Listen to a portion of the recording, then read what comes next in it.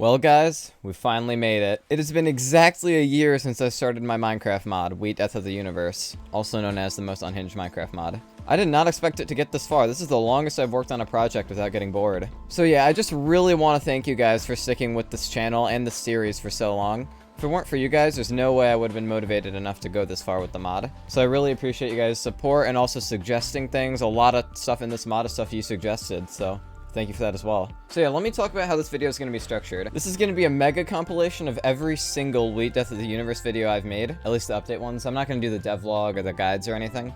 And at the end of the compilation, I actually have a bonus video for you guys, where I'm going to be going through the latest update which I've been working on, which hasn't been posted on YouTube yet. So yeah, without further ado, enjoy the video. I added landlords to my new Minecraft mod. Now starting in this mod is the same as starting in vanilla Minecraft. Get wood. You're also going to need at least 3 iron and 1 gunpowder. Once you find 3 iron and 1 gunpowder, you have the ability to make the chunk blaster. Once you have a chunk blaster, it'll be useful to find a Burger King. These spawn in the wasteland biome. Using your chunk blaster, you'll be able to rob the Burger King, and you'll get money from the cash register. Money is the most important thing to collect when you're a landlord, but it's pretty hard to get when you're just starting out. The only ways to get money are by looting Burger Kings, fishing, trading with villagers, or by looting certain chests. At this point, you want to stockpile a ton of money and then find the city biome. The city biomes contain these skyscrapers, which contain the requirements for becoming a landlord. Walk into one of these apartments and you'll find this block right here. If you input $100, it'll allow you to buy the apartment. And now you will own this apartment. Tenants will pay rent daily, and the money will appear in this slot. They pay $10 a day. Now it's at this time where you can spend time doing things you want to do while you wait for your tenants to pay their rent. And you can use the money you get from tenants to buy more apartments to get money faster. Destroying a tenant block will yield an eviction notice. Now you can leave this eviction notice in the apartment for the tenant to see when they get home, but you can also smelt it. Smelting the eviction notice will give you a tear. The tear is a very useful weapon. It's throwable, it has 100 shots, and it does plenty of knockback and damage. Eventually you'll stockpile enough dollars, and then it's time to go exploring. And hopefully you'll stumble upon a public library. Now the public library is a fun place. It has many books for reading or whatever. That's only for nerds. And then we have the computers in the back. Now you can use the computers to access the internet and purchase resources. Simply drop your money inside, click buy, and then boom, you have the stake. And you can buy as much stuff as you want. It's a very good way to get some stuff. And if you have $64 bills, you can even buy your own personal computer, because you can't mine these. Eventually, you'll build up your landlord empire, and you'll become extremely wealthy. But the game doesn't end here. If you use 7 iron and 2 redstone, you can create the incubator casing. And with 6 more iron, 2 redstone, and a glass, you can create the incubator. Build an incubator with the incubator casing on the bottom and the incubator on top. This will create the incubator multi-block, which will allow you to open it. Now simply ethically source an egg, and then acquire 1 raw pork, 1 raw chicken, 1 raw cow, and 1 raw sheep. And now mix all 3 of these meats together, and you will get 2 mystery meat. Now in the incubator, simply place a single egg and 1 mystery meat, and you will acquire the mysterious embryo. Now it's at this point I recommend you get pretty stacked up. I recommend either making neodymium armor from underground or beetle armor from killing beetles, which you'll find in beetle sacks around the world. You could also make urine armor, but it's not very good. Now you're ready to hatch the mysterious embryo. Throwing it will create the homunculus. This creature is in constant agony, despair, and unrest. Just hear its battle cry. Now you are going to want to kill the homunculus. It shoots tears in all directions every time you hit it, so just beware. It also has quite a lot of health. Killing the homunculus will result in something special, which will be important in the next update of this mod. I added religion, fat, and sin to my Minecraft mod. When exploring the world, you might occasionally stumble upon these holy blocks. Opening a holy block will drop the self-help book. If you open the holy book, you'll see this. Carry the word of the Lord with you and you'll be rewarded. This means as long as you hold onto the book, you have a random chance to be blessed. Being blessed means you'll get a random positive effect for a long time. You also have a chance to get a new effect called immunity. Immunity makes you immune to bad potion effects. When mining underground, you'll occasionally find a new ore called Evil Stone. And since the self-help book says if you embrace evil, you'll lose the book, picking up any of the evil items will destroy the book, and it will inflict the sinful effect for 17 minutes. When you are sinful, you will slowly lose XP levels for every tick you have the effect. You also have a random chance each tick to get struck by lightning. Kinda like this. You can use the self-help book to make holy water. And if you combine holy water with a self-help book and 7 oak planks, you will get the confessional. Now if you get the sinful effect, you'll be able to clear it by using holy water on the confessional. As you can see, I'm no longer sinful. More on evil stone, you can use it to make evil stone armor, which is about as good as diamond, except you cannot hold the self-help book while wearing this. No evil items allowed. You can also make evil stone blocks.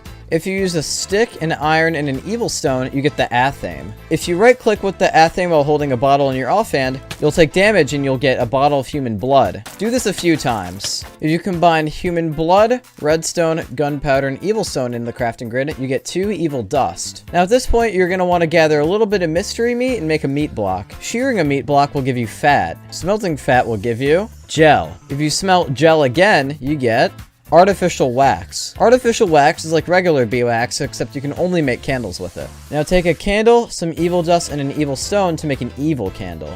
Now make 3 more. And now remember that homunculus slab we got from killing the homunculus in the previous video? Well, you're gonna need 2 for this next thing. Now first combine a homunculus corpse with holy water and you'll get the blessed embryo. Opening the blessed embryo will spawn the holyculus. This homunculus is passive, and if you right click on it, you'll be able to use it as a flying mount. It'll help you get around places. Very useful for the next boss we're gonna fight. And for that boss, I'm gonna recommend getting quite stacked. You can either get tungsten armor from underground, evil armor from evil stone, or beetle armor from killing beetles, which you'll find around the world. To summon this next boss, place 4 evil candles like so, and the homunculus corpse in the middle. This will create the Forsaken. Now this boss is much harder than the original homunculus. As you can see, it shoots wither skulls in all 4 directions. I recommend the holyculus for this fight so you can fly over it, because it doesn't shoot up. You can see it's trying to attack me, but it's doing a pretty poor job because it can't reach me. This boss is very destructive, so I don't recommend fighting it near your base. The Forsaken has no coded drops yet, but it's going to drop some pretty important stuff that'll be in the next update. Some other things from the mod that are kind of unrelated to the rest of the video are the fat blocks, the yummy cereal box, and the magnet. I added time travel to my Minecraft mod. Start by exploring around and find a meat biome. Some ways to find these include randomly stumbling across them, or alternatively, the meat biome also spawns meat underground. So if you're randomly exploring a cave and you stumble across some meat blocks, you'll know you're under a meat biome. These are biomes completely made out of meat blocks, and also scab blocks. Scab blocks don't do anything, but meat blocks can be crafted into mystery meat, which will be important later. Alternatively, you can get mystery meat from combining 1 mutton, 1 steak, 1 chicken, and 1 pig. Like so. While you're in the meat biome, make sure you find a stomach. Stomachs have this wonderful liquid called acid. Do not swim in it or else you will start taking massive amounts of damage. Also collect these handy dandy blocks you'll find around the lakes, called stomach lining. Stomach lining is important in the next feature. Cup some of the acid into a bucket, but be careful because if an acid bucket is in your inventory for too long, it will dissolve and you'll lose the acid and you'll take damage. If you want to keep it permanently, put an acid bucket in a crafting grid and surround it with stomach lining like so, and you'll get the acid cell. Now you have stored acid, which will be relevant later. Make sure you're careful during the night though, because if you're not careful, enemies known as nerves will sneak up on you. They are relatively harmless, but if you stand too close to them, they'll slap you. Now take your handy dandy chunk blaster, 4 stomach linings, an acid cell, and 2 mystery meat to create the spewer. Although you cannot use the spewer yet because you need acid cells as ammo. Ethically source some acid cells, and now you're on your way. By holding right click on the spewer, you can charge it up, and by releasing it, you shoot an acid ball. Acid balls delete blocks that are in front of it. These are very effective for mining. While mining around, you may stumble across a palladium geode. These geodes are surrounded by bedrock and cannot be opened by normal means. Good thing a spitter isn't normal means. Use the spitter to open the palladium geode. And now you're in and you can collect all the palladium you want. It does take forever to mine though. And you also need a diamond pickaxe to get it. Smelt your newfound palladium. It takes a long time to smelt, so I advise mining palladium while smelting palladium, because both take forever. Smelting raw palladium gives you palladium ingots. You're going to want to collect a few of these. While underground, you should also find some tungsten, which requires a diamond pickaxe to mine and also takes forever. Collect 9 of these. And now if you're really lucky, you may stumble across a rare structure known as the lepidodendron tree. These trees are extremely rare, so good luck. but breaking the logs rewards you with dimensional shards. Now with the 1 block of tungsten, a block of iron, 6 palladium ingots, and 1 dimensional shard, you can create the time machine. Watch what happens when I right click it.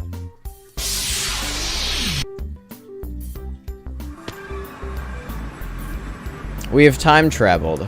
We are now in the old dimension. This is a land before meat. You can see it's just blackstone. This dimension's actually completely empty, but I'm thinking about adding maybe some ores or maybe some enemies or something going on in here. Please leave suggestions in the comments for what I should add to the old dimension. I added so much to my Minecraft mod, it's not even funny. When boating around the ocean, you'll occasionally find these dome structures. There's not too much in them, they just contain a chest, but it is a cool area to build a base if you want to. The city was also updated heavily, with 3 more buildings that can be found around the place. And additionally, there's an ultra rare building that can also be found. And that structure is the Space Needle. When you enter inside, you'll find the usual rent blocks, but if you climb all the way to the top, you'll see 3 blocks of gold and a diamond block waiting for you. There's also another secret in this structure, but I won't spoil that. When exploring underground, you may find these abandoned wooden houses. These houses come in many different shapes and sizes, and they all contain a chest. Notice the covalency gemstone, the Kunk, and the opium seeds. Blue will grab all of this. Opium is very important.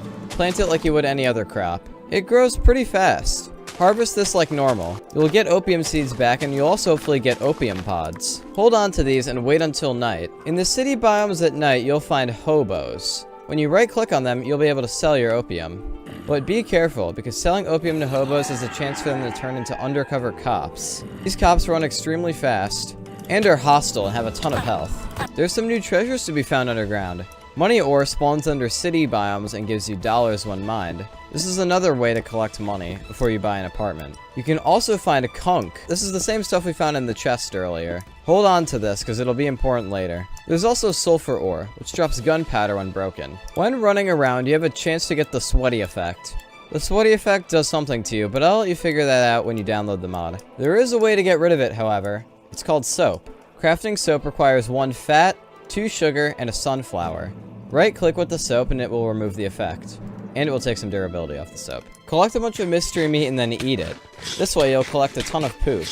Make poop blocks in the crafting table, and use 4 poop blocks and a paper to make the poop-infused specialized tool bench created to make early game more fun. Place this down. Right-click and it will open up this UI. Put 4 oak planks in a crafting table to make a wooden ring. Make a few of these. With 9 sugar, you can make a jawbreaker. Jawbreakers are kind of like craftable obsidian. They take forever to mine and have high blast resistance. Make 3 more of these for a total of 4. Inside the early game tool table, if you input 1 wooden ring and 4 jawbreakers around it and hit craft, you will get the sped ring. And the sped ring does exactly what it says. When held in your offhand, you'll be able to sprint way faster because you'll be given speed 3. This will hopefully aid adventurers. With 4 poop blocks in 1 wooden ring, you'll craft ringworm. If you hit shift while holding the ringworm, it'll give you the regretful effect. And when the regretful effect expires, you'll poop. Hold shift again to poop instantly. With 3 string, an iron ingot, and a paper, you'll get the catheter. Using the catheter, you can remove pee from mobs. Just hit them with the catheter. But don't swim in it, I was really low, oops. Put the pee in a bucket. Now in the early game tool table, combine 2 pee buckets and 2 beds, and a wooden ring. Hit craft and you will get the home ring. If you left click while holding the home ring, you will save your location.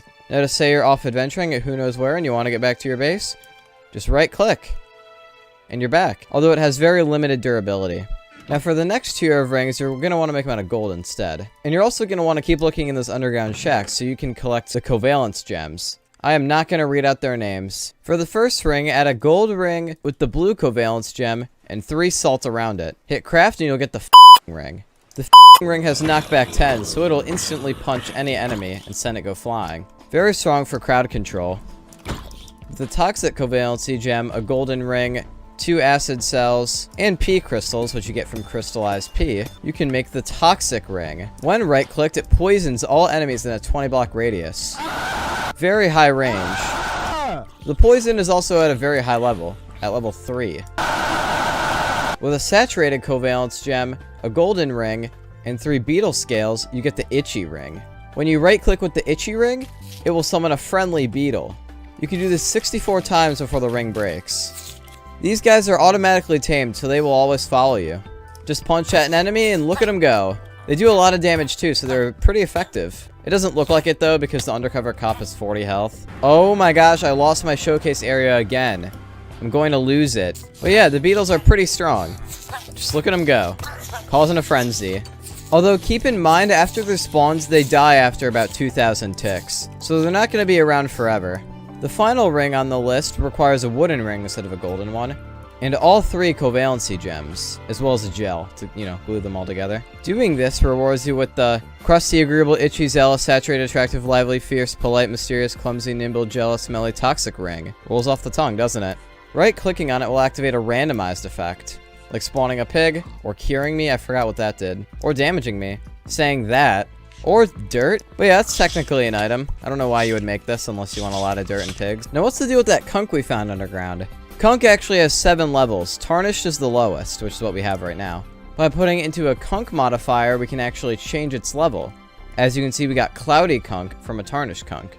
Every time you place down a Kunk modifier, it saves an internal value, and depending on what that value is, and depending on what type of Kunk you put into the modifier, will decide your output. So if I put in a Cloudy Kunk in this modifier, I get Greasy, which means it actually devolved. But if I put Greasy in here, I get Cloudy, so it evolved again. So this one's actually just going to get me stuck in a loop. Eventually, you'll get a Kunk modifier that can turn Cloudy Kunk into Clean Kunk. This is the highest level you can get from a Kunk modifier, and you actually cannot modify this further within one of these. Because you're actually going to need a Kunk aggregator instead. There's a lot going on here, so try to stay with me. Depending on what you put in the aggregate slot, depends on what your output is. As you can see, I got nothing with iron boots and a poop. Now at this point, I want you to beware, because the Kunk aggregator is made to be experimented with. And I don't want to spoil the correct aggregators for you. So skip ahead if you don't want to see that, so you can experiment with the mod when it comes out. Alright, now that no one skipped ahead, we can finally get started. Firstly, input soap and a water bottle into your aggregate slot, and then a clean Kunk as the catalyst. This will give you pure Kunk as your result, and a glass bottle as the waste. To evolve the pure Kunk further, input redstone and a blue covalence gemstone. This will give you intelligent Kunk as the result, and toxic covalency gemstone as your waste. And if you want to evolve this further, input holy water and a blessed embryo as the aggregate, and intelligent Kunk as the catalyst. This will give you Immaculate Kunk and a glass bottle. Immaculate Kunk is the highest tier, except Intelligent and Pure are going to have its own uses too. Although unfortunately, all the Kunks are featureless right now. I have some planned features on the way, but if you guys have any ideas on what it should do, please leave them in the comments. I'll be happy to read them, and I might even add your idea, because you guys do come up with some good stuff. The hobos and undercover cops were an idea. Firstly, we added a bunch of new advancements. Hopefully these make progression a lot clearer. The meat biome is way harder to traverse. Firstly, you'll see these new mobs called Cyclopses. They throw tears at you, which do a lot of damage and a lot of knockback. You'll also see the biome is covered in this new plant called veins. If you stand in a vein, you get inflicted with hepatitis B. The hepatitis lasts for 16 minutes, and it makes it so every second, you might get poisoned from time to time. Veins also take a long time to break, so I advise being careful and building above them like this. It's even more dangerous when you consider that you can no longer drink the milk from cows. Instead, you just place it. So instead, you'll have to make yourself some antidote, remedy, or medicine. These will clear random negative status effects, depending on which ones you drink. Although hepatitis still can't be cleared with any cure. It only goes away when it runs out or when you die. There is a reason why you would want hepatitis, though. Because if you use the athame on yourself when you're inflicted with hepatitis, you'll get infected human blood instead of regular human blood. In a crafting table, combine 1 vein, 2 meat blocks, and 2 infected human blood to get a meat sword. The meat sword is a little weaker than an iron one, but it inflicts poison and hepatitis when you hit an enemy with it. So the poison will do a little bit of bonus damage, which is nice. Just don't use it on undead mobs or else it'll heal them. The wasteland also got a bit of a revamp. These dead trees spawn more often. The ground is made out of the new scorched earth, which can be made into stairs and slabs. Scorched earth also has the exact same properties as sandstone, so it's pretty much the same thing. I just wanted a different texture. Also, the sky is a lot less abrasive on the eyes. You'll also find these boiled bushes, which drop random seeds when they're broken occasionally. It should make certain crops like sugarcane and opium more accessible. And there's a new structure that spawns here, which we'll touch on later. There's some new opportunities for you in the city. Firstly, you can now buy a rent calibrator off the internet. And if you right-click on a tenant block with one, you can raise and lower the rent price for your tenants. Although if it goes above 30, the tenant has a chance to miss their payment. This will give you a little bit more control and make getting money a little easier. There is another way to get money though. When exploring the city biome, you may find the casino building.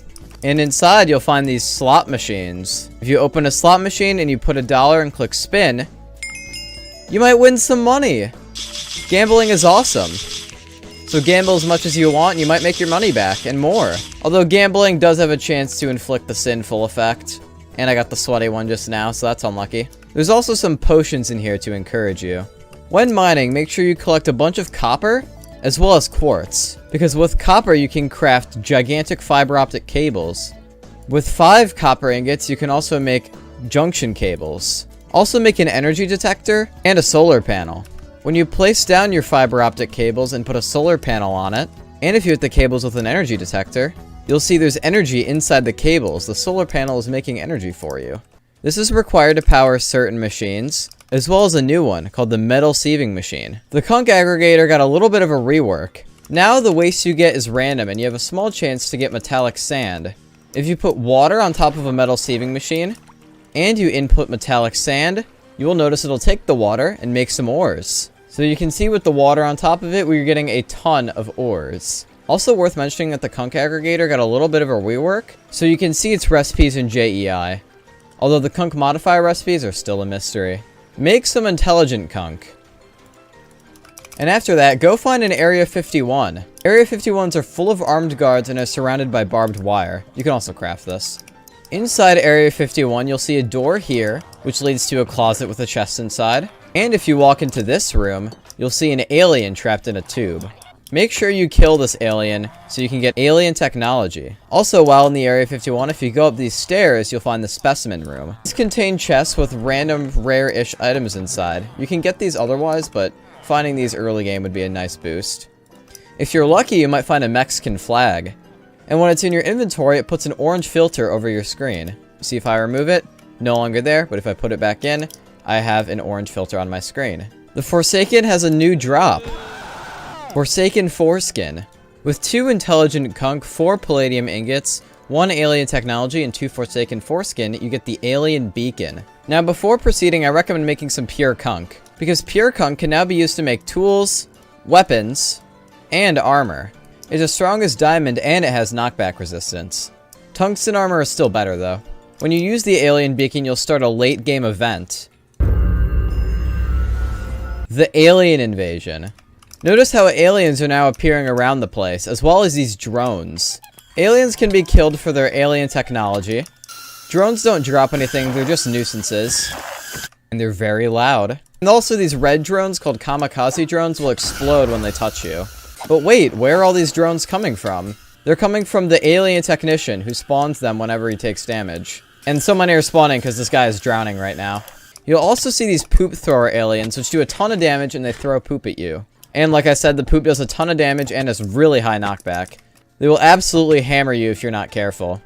It's easy to get overwhelmed during an alien event. Just whatever you do, do not use a toxic ring on an alien technician. The poop throwing aliens have a chance to drop poop throwing gloves. It uses poop as ammo, and when right clicked, you'll throw their poops, which, like I said, do a lot of damage and a lot of knockback. Make sure you collect a bunch of alien technology during the event, because once you collected alien technology and unfamiliar metal from the technicians, you can craft technology armor. I recommend making a bunch of the stuff because it's the most powerful armor available to you at the moment. You also look really snazzy while wearing it, let me tell you. If you want to make the alien invasion easier, you can use an alien technology, a gunpowder, and some iron. Craft EMPs. Now, if you're getting overwhelmed by drones, you can throw an EMP and kill all of them in an area. That should make it a little easier to defeat the invasion, because you won't be overwhelmed with drones. With an immaculate Kunk, a home ring, a dimensional shard, and 2 alien technologies, you can create the Transdimensional ring. This is an extremely late game item which lets you do something really cool. If you use it anywhere in the world, and it can be anywhere, it'll take you to the world's pocket dimension. Now the pocket dimension is a small little area where you can build whatever you want. Take advantage of the space, because you can access this area from anywhere you want. Make sure you bring a home ring that's linked to the outside world, because you actually can't get out of here without one or dying. As you can see, I right click, and I'm back in the overworld. But also, home rings have very low durability, so you can make a permanent one with a home ring, dimensional shard, crying obsidian, and 2 gold. The warp ring is exactly the same as a home ring, but the location you save is permanent because it will never break. As you can see, I can fart around, do whatever I want, right click, no durability is taken off. If you do get stranded in the pocket dimension with absolutely no way to get out, you can type /give up in the chat and that'll kill you.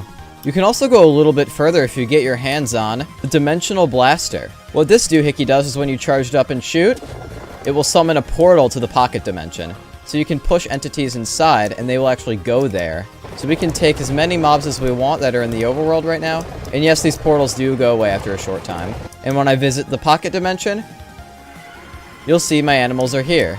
Very handy if you want to build animal farms or something here, because this is your area, although it is shared by everyone on the server. So it could be a cool community spot. I added global warming to Minecraft. But firstly, other changes. When walking around in a forest, you may occasionally find a big tree. And if you climb the big tree, you'll find a diamond block. Hopefully you remember to bring a pickaxe up here so you can mine it. With 5 sticks, you can craft a divining rod. When you right click while holding a divining rod, it'll tell you the ores that are around you. And you can see that if I mine around a little bit, you'll see there is indeed iron ore nearby. If you surround a divining rod with 4 lapis blocks, you can make the super divining rod, which is the same thing, but it has a way bigger radius. You can increase this further with 4 redstone blocks and 4 human blood to get the mega divining rod. Same thing, but bigger radius. And if you want to level it up even further, surround it with immaculate Kunk and palladium ingots and you'll get the ultra divining rod, which will show you all ores in a 50 by 50 by 50 radius. Pretty effective.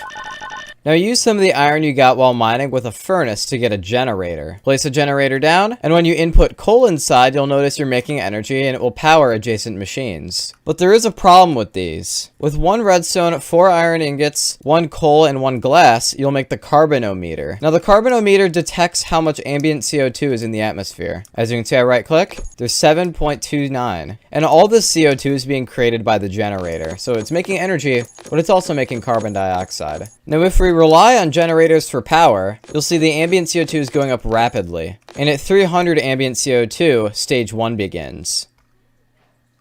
During stage 1, all the leaves will die. Notice how no matter where I walk, all the trees around me will get killed. At 500 CO2 units, all the dirt will die. So you can see no matter where I go, the dirt is going to get killed. It's getting pretty hot in here. During stage 3, you cannot go outside, or else you'll start burning to death. The biome will also change, so different monsters will spawn than normal.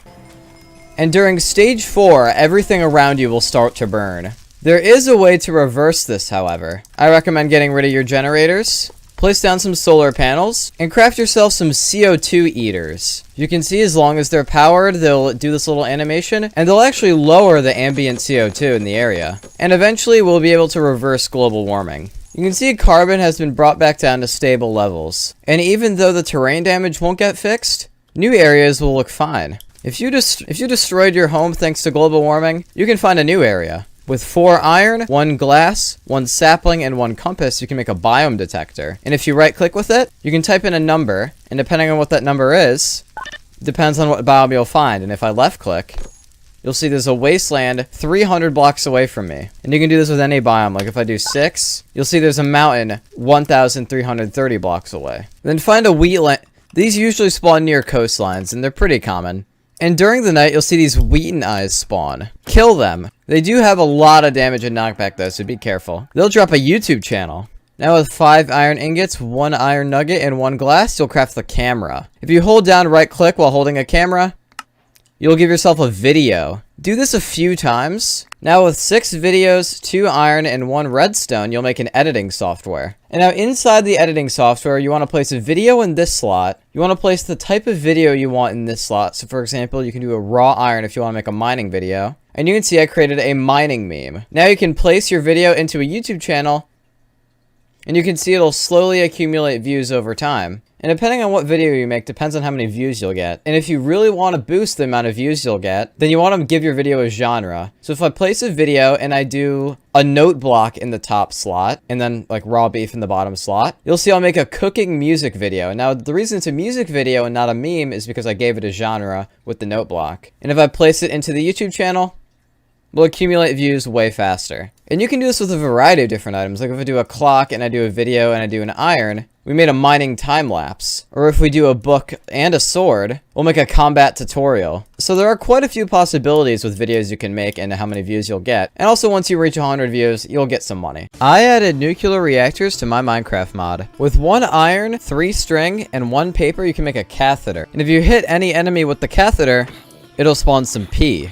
When it dries, you can mine the P to get P crystals. With the P crystals, you can make P armor. P armor is pretty weak, but while wearing it, if you shift with an empty hand, you begin peeing on enemies. So this can make for an interesting early/mid-game weapon. With all 4 pieces of urine armor, you can craft the Totem of Pissing. And it works the same as the urine armor, except as long as you're holding it, you can pee. So you don't need to wear the armor for it. With 6 iron and 2 pistons, you can craft a circuit sandwicher. When placed down, and given power, you'll be able to input redstone and gold, and after a little bit of waiting, you'll get a complex circuit. These are used to craft most machines. Collect some of the P that you get from the catheter, and go pick up some kidney stone ore in the meat biome. These will drop kidney stones. Now in a circuit sandwicher, combine a kidney stone with a complex electronic. This will give you a complex erectronic.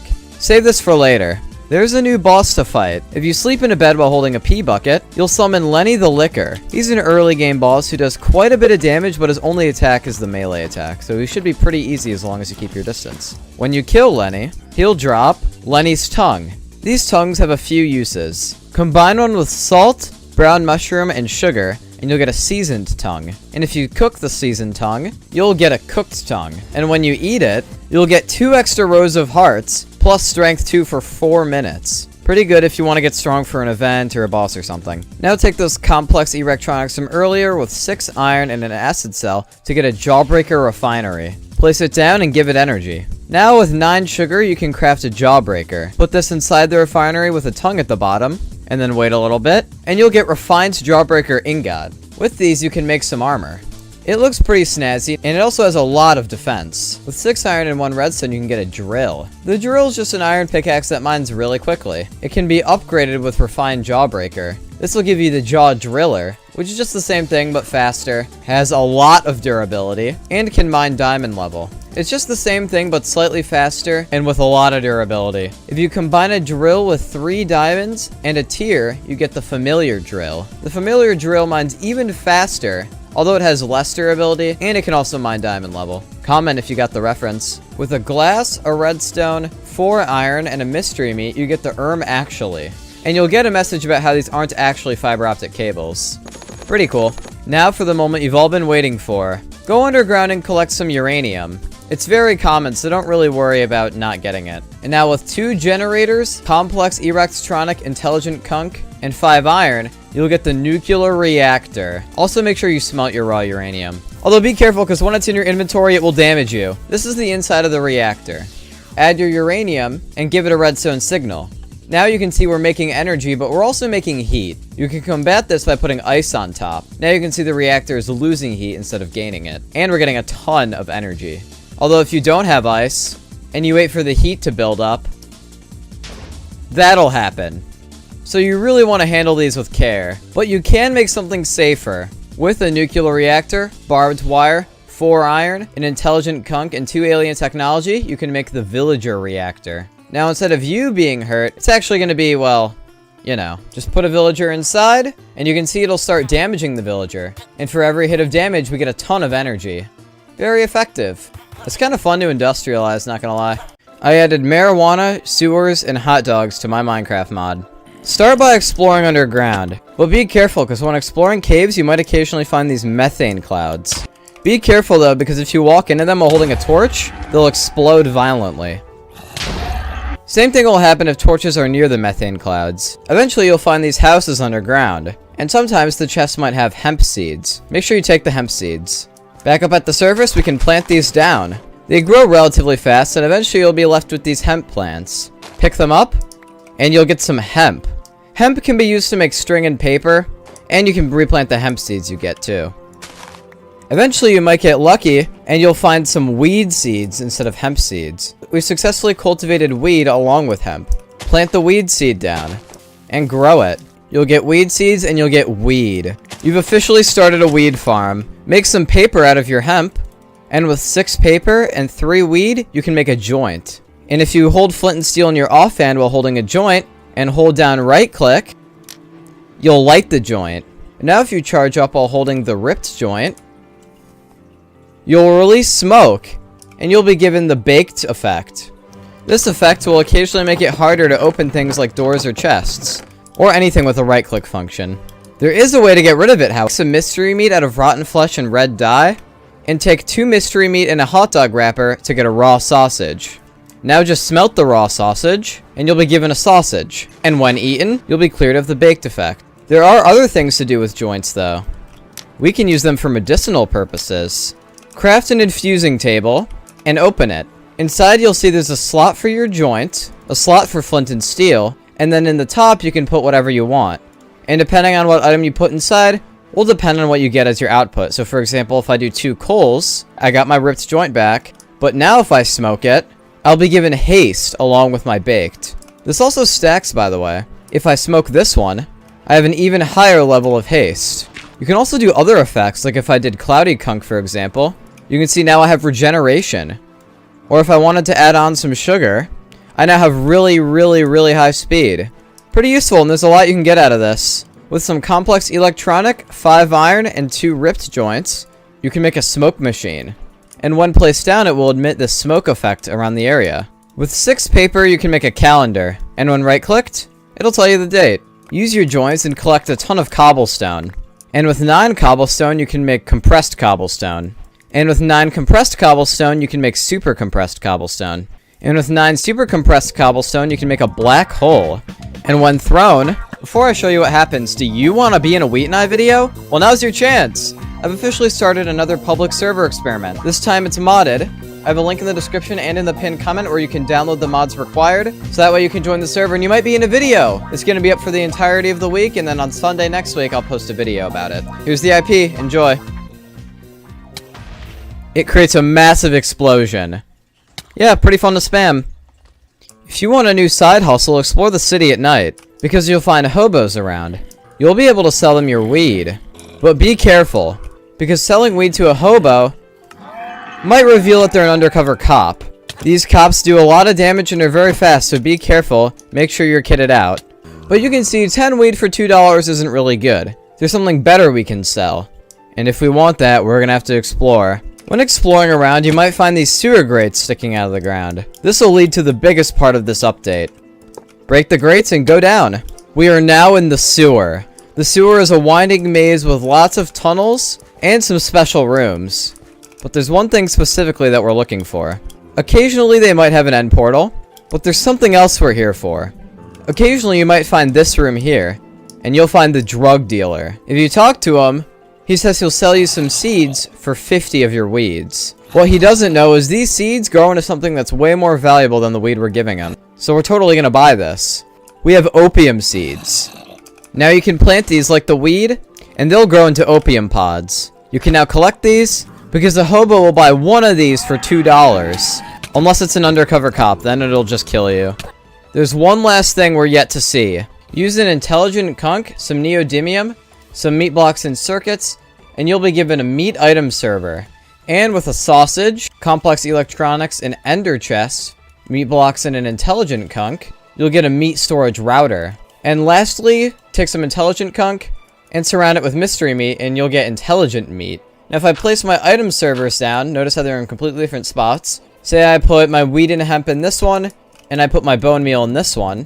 I can take an intelligent meat and shift right click on it to save its location. And inside the storage router, we can input one of our intelligent meats and click view to see what is inside that meat storage. And we can do this within either one. So it's basically just wireless storage through meat. A really handy late game storage option. And you can even store extra meats over here. And you can put these meat storage routers however far away you want, and you'll still be able to access them as long as the chunk is loaded.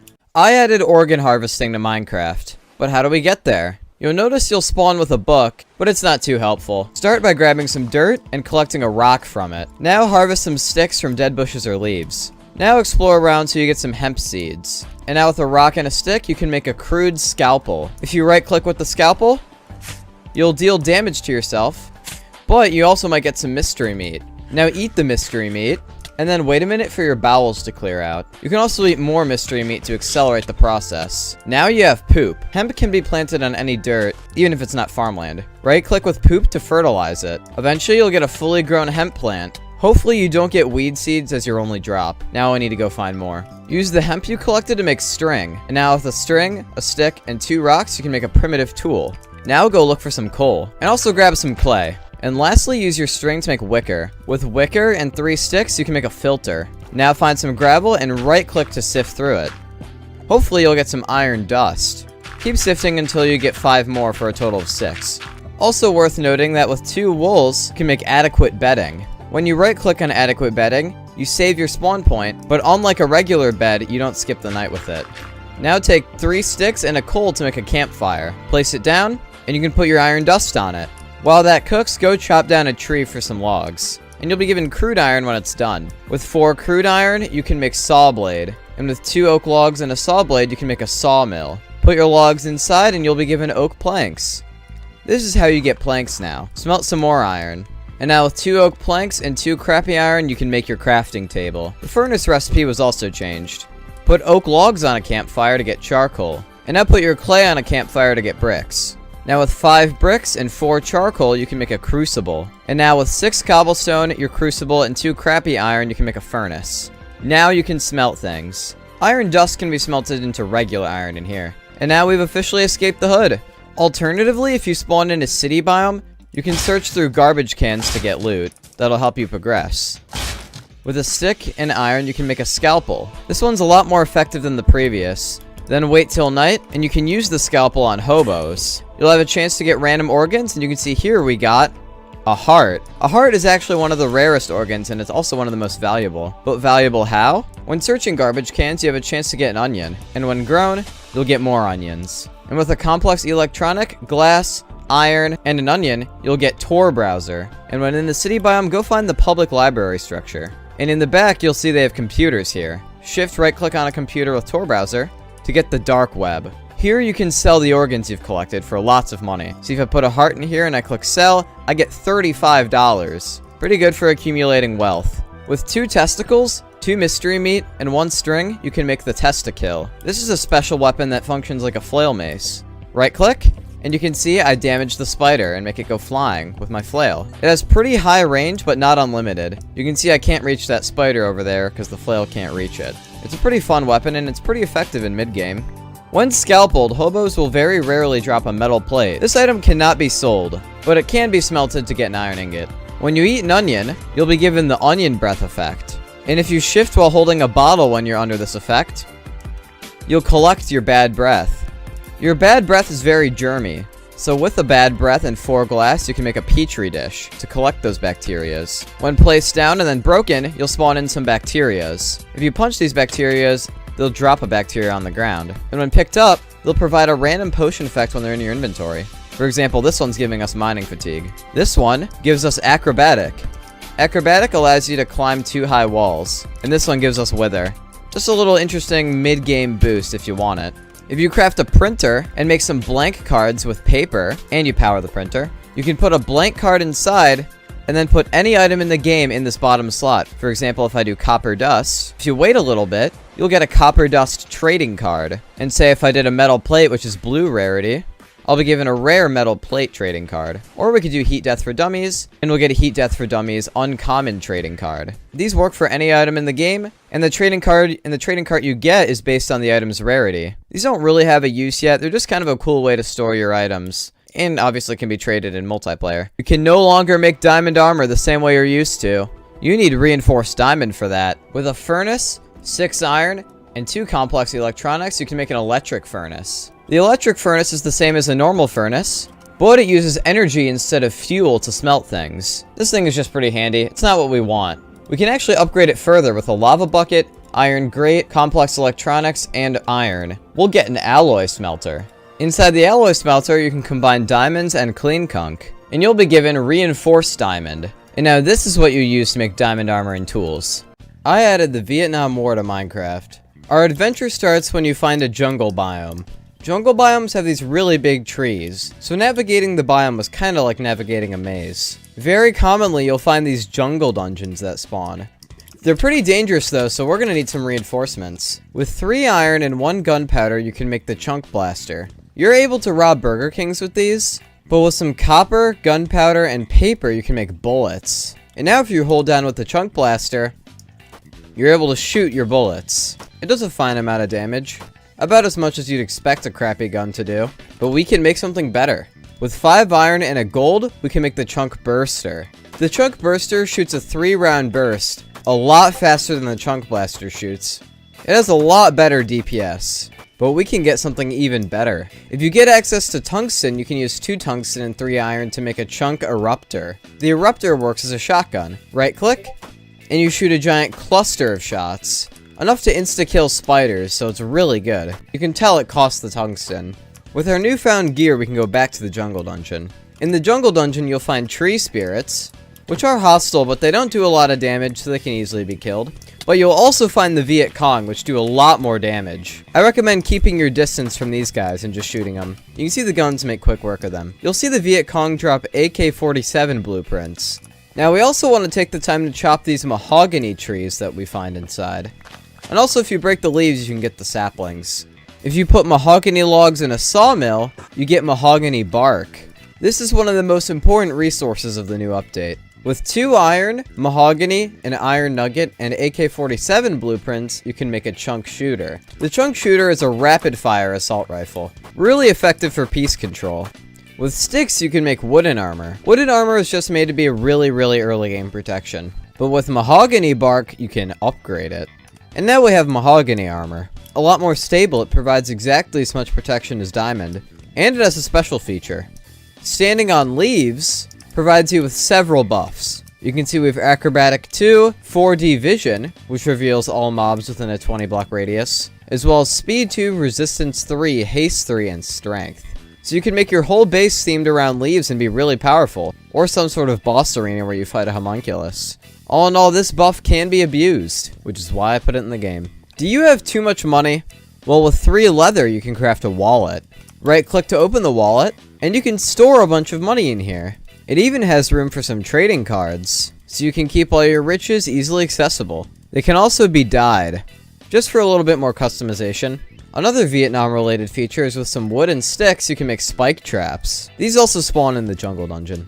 Place them down, and anything that walks on these will take a bunch of damage. Doesn't look like it because I'm wearing armor, but if I take it off, you can see I'm taking a lot of damage. It also works on mobs. Now it's time for some technological advancements. One of the most advanced features in the new update is with 3 leather and 3 redstone, you can make conveyor belts. Throw any item onto a conveyor belt and you can see they get moved. It also works on mobs and players. Very effective for item management. With 4 iron, you can make a wrench. And if you right click on a conveyor, you can slope it. So you can easily transport items up. More useful item management stuff. With 5 iron like so, you can make a chute. Any item that's put into a chute will immediately be dropped out the bottom. So it has a lot of item transportation applications. Also worth noting that items that are dropped from a chute will not despawn, so you don't have to worry about losing your items when they're on a conveyor. Also worth noting, the machines now have hopper support, so you can hook up some chutes to machines as well. Speaking of machines, there's a ton of new ones. With 1 gravel, 1 block of iron, 5 iron, and 2 complex electronics, you can make a crusher. Place down the crusher and give it energy, and you can put any ore inside, and after you wait a little bit, you'll get 2 of the ore's dusts. And these dusts can then be smelted for their ingots, so you effectively double your ingots. And it works on any ore. Now let's talk late game.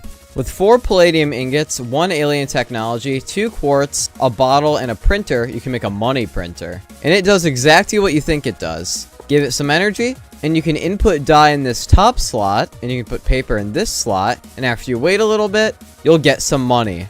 Every cactus green lets you make $10. It's literally just free money, but it is late game. You can now upgrade your machines to be insanely fast. With an electric furnace, a reinforced diamond, 6 pure Kunk, and 1 intelligent Kunk, you can make the foundry. And now the foundry is like an electric furnace, but it's insanely fast. It smelts 1 item every second. However, it does use a lot of energy. With 2 lava buckets, 2 unfamiliar metal, a crusher, and 4 pure Kunk, you can make the generational crusher. And now this is the advanced version of the crusher. Input your ores, and every second it'll finish its operation, with the cost of a lot of energy. Lastly, with 1 circuit sandwicher, 1 block of tungsten, 2 tungsten, 2 intelligent Kunk, 2 glass, and a black hole, you can make the singularity sandwicher. And now this is the advanced version of the circuit sandwicher. Give it power, and then input your copper, redstone, and silicon, and then every half second it'll complete an operation. Worth noting, the circuit recipes were changed. With a pufferfish, an orange dye, 2 mahogany bark, 2 fat, and an iron nugget, you can make Agent Orange. This is a Vietnam War thing I forgot to mention. If you right-click with Agent Orange, it kills all leaves in a 10-block radius. Pretty good for clearing out an area, or making a jungle dungeon easy to handle. Really effective for anything leaf-related. I mean, look at me just shaving this tree. With 1 intelligent Kunk, 1 everything ring, 1 everything tool, 2 crystallized P-blocks, and a netherite ingot, you can craft the moronic decimator. This thing has a lot of applications. Think the atomic disassembler from Mechanism, but with more features. It can do the basic stuff like mine insanely fast, and it does a lot of damage, but it works as a scalpel, and if you shift, it works as a catheter. So it's literally everything you would need in a Wheat Death of the Universe playthrough. And it can do even more. If you shift right click, you can see it has some settings. You can make it spawn lightning very fast. Or you could put it on random effect, and you can toggle the random ring every time you right click. Which means you can get infinite food, technically. Yeah, this is the all-in-one tool, and I'll probably add more stuff to it also. Like good old Agent Orange. But we're not done with overpowered, because the Nether Star has some more recipes. With a chunk eruptor, 2 blocks of tungsten, 2 spewers, a nether star, 2 blocks of poop, and a catheter, you can create the Drawsberg. The Drawsberg is the end-all be-all chunk blaster, because it actually shoots chunks. Observe. You can see it uses poop as ammo, and every single bullet spawns in 1 P block and 1 poop block. So it's infinite poop and P, and it also replaces blocks, so it can destroy things like bedrock. Very effective. But it gets better. With a Kunk Eruptor, 2 black holes, a Forsaken Foreskin, 2 blocks of palladium, a nether star, and 2 pure Kunk, you can create the World Eater. Now this thing is the ultimate destroyer. When I right click, every single bullet explodes with a radius of 6. And it can be spammed. This thing can easily clear out massive areas. Literally a demolitionist's wet dream. Can erase jungle fortresses in seconds. Neither of these are really that effective in combat though, but there is a gun that is. With a chunk eruptor, 2 blocks of iron, 2 gold, a blessed embryo, a nether star, and 2 reinforced diamond, you can craft Judgment Day. And when I shoot this shotgun, all the bullets create lightning. It's the most combat friendly because it's the least messy. All of them can decimate in their own ways. Here it is versus 10 Lenny the Lickers. Yeah, that was a fair fight. And here's the World Eater versus 10 Lenny the Lickers.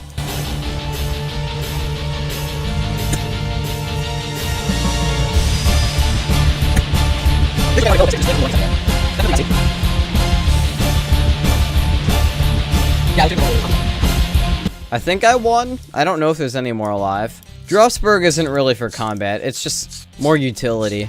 I added iPad kids to Minecraft. To summon them, we need Grime, but you can see Grime has a pretty complicated recipe. Notice the refined jawbreaker and the tortured soul. Getting started should be pretty easy thanks to these food stamps. When you spawn into a world, you start with 10 food stamps, and these can be eaten for some hunger. You can also find them from breaking grass, breaking leaves, or breaking ores.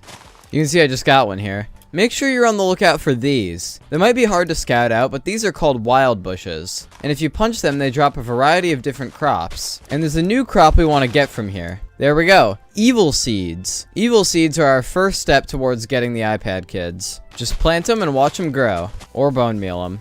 When they're fully grown, they will drop evil wheat. Evil wheat is a really important crafting thing, because we want to make a soul catcher. If you are farming hemp at the same time, you can make some string, and then make some wicker, and then grab some sticks. Because with 4 sticks, 1 wicker, and 4 evil wheat, we make the soul catcher. When placed down, it will slowly but surely collect souls from the atmosphere. It'll take a little bit though. And you can see we got one! Although my XP is going down. That's because every time they catch a soul, they'll give you the sinful effect, which removes your XP. Now these souls are going to be our fuel source, pretty much. Grab some more evil wheat, and with 2 evil wheat, 1 furnace, and 6 gold, we make the soul burner. Now this is pretty much our power source for the evil machines, but the evil machines work a little different from normal machines. With a crusher, 4 gold ingots, 3 evil wheat, and a soul, you make the evil crusher. This is the evil version of the crusher. Place it down nearby a soul burner, and you can see it has this interesting interface here. Now the evil crusher is used to make evil dust, which can be made with evil wheat, but you can see it doesn't work right away. That's because we have to put a soul into the soul burner, and now you can see it's powered. And we also get the sinful effect. After a little while, you see we get evil dust. This is an important milestone in our adventure. With 3 more, we can make the corruptor. Place it down nearby. Now the corruptor is really useful because it just lets you transform certain items. Like you can turn unfamiliar metal to netherite, onions to nether wart, blood to money, cobblestone to netherrack, bricks to nether bricks, diamonds to evil stone, and it just goes on. The main reason we want this though is because if we input a soul, we get a tortured soul. And there it is, the first piece of the puzzle. Now for the refined jawbreakers. First things first, extract some pee from a mob, and then wait till night. Because we can summon a boss with this pee bucket. If you sleep in a bed while holding a pee bucket, you summon Lenny the Licker. Now Lenny the Licker is a really entry-level boss. All he does is charge at you and try to attack you. Very easy, as long as you're not getting ganged up on by other mobs. Because remember, you can only do this fight during the nighttime. Or you could even put pee on him. And he's dead! He's dead and he dropped his tongue. This is useful. Now we need complex electronics to make the Jawbreaker refinery, but that requires Forsaken Foreskin, which requires killing the Forsaken, and I'm not going over that progression for the 30 billionth time. So yeah, electronics, acid cell, and 6 iron gives us the Jawbreaker refinery. And now with 9 sugar, we can make some Jawbreakers. Place down the refinery and make sure you give it some energy, because if you put Jawbreakers on the top and a Lenny tongue in the bottom, and you wait a pretty long time, you get a refined Jawbreaker ingot. There we go. Refined Jawbreakers are used for quite a bit, but remember, we want the grime. And now with a glass bottle, an acid cell, a tortured soul, 2 refined Jawbreaker ingots, salt, fat, evil dust, and an apple, we get grime. Now, I don't advise drinking it, but it is needed to start the iPad Kid invasion. We need to flush grime down a toilet. To make a toilet, we need a poop block, some blocks of quartz, and a water bucket. Ta-da! Place down the toilet. Now all we need to do is pour the grime in the toilet, and that will start the invasion. It has started. Now iPad kids will start raining from the sky. There they are! There we go, we found an iPad kid! When killed, they'll drop mystery meat, but they also have some other drops, including sugar and broken iPads. Broken iPad is what we're here for, because it's needed to start an alien invasion.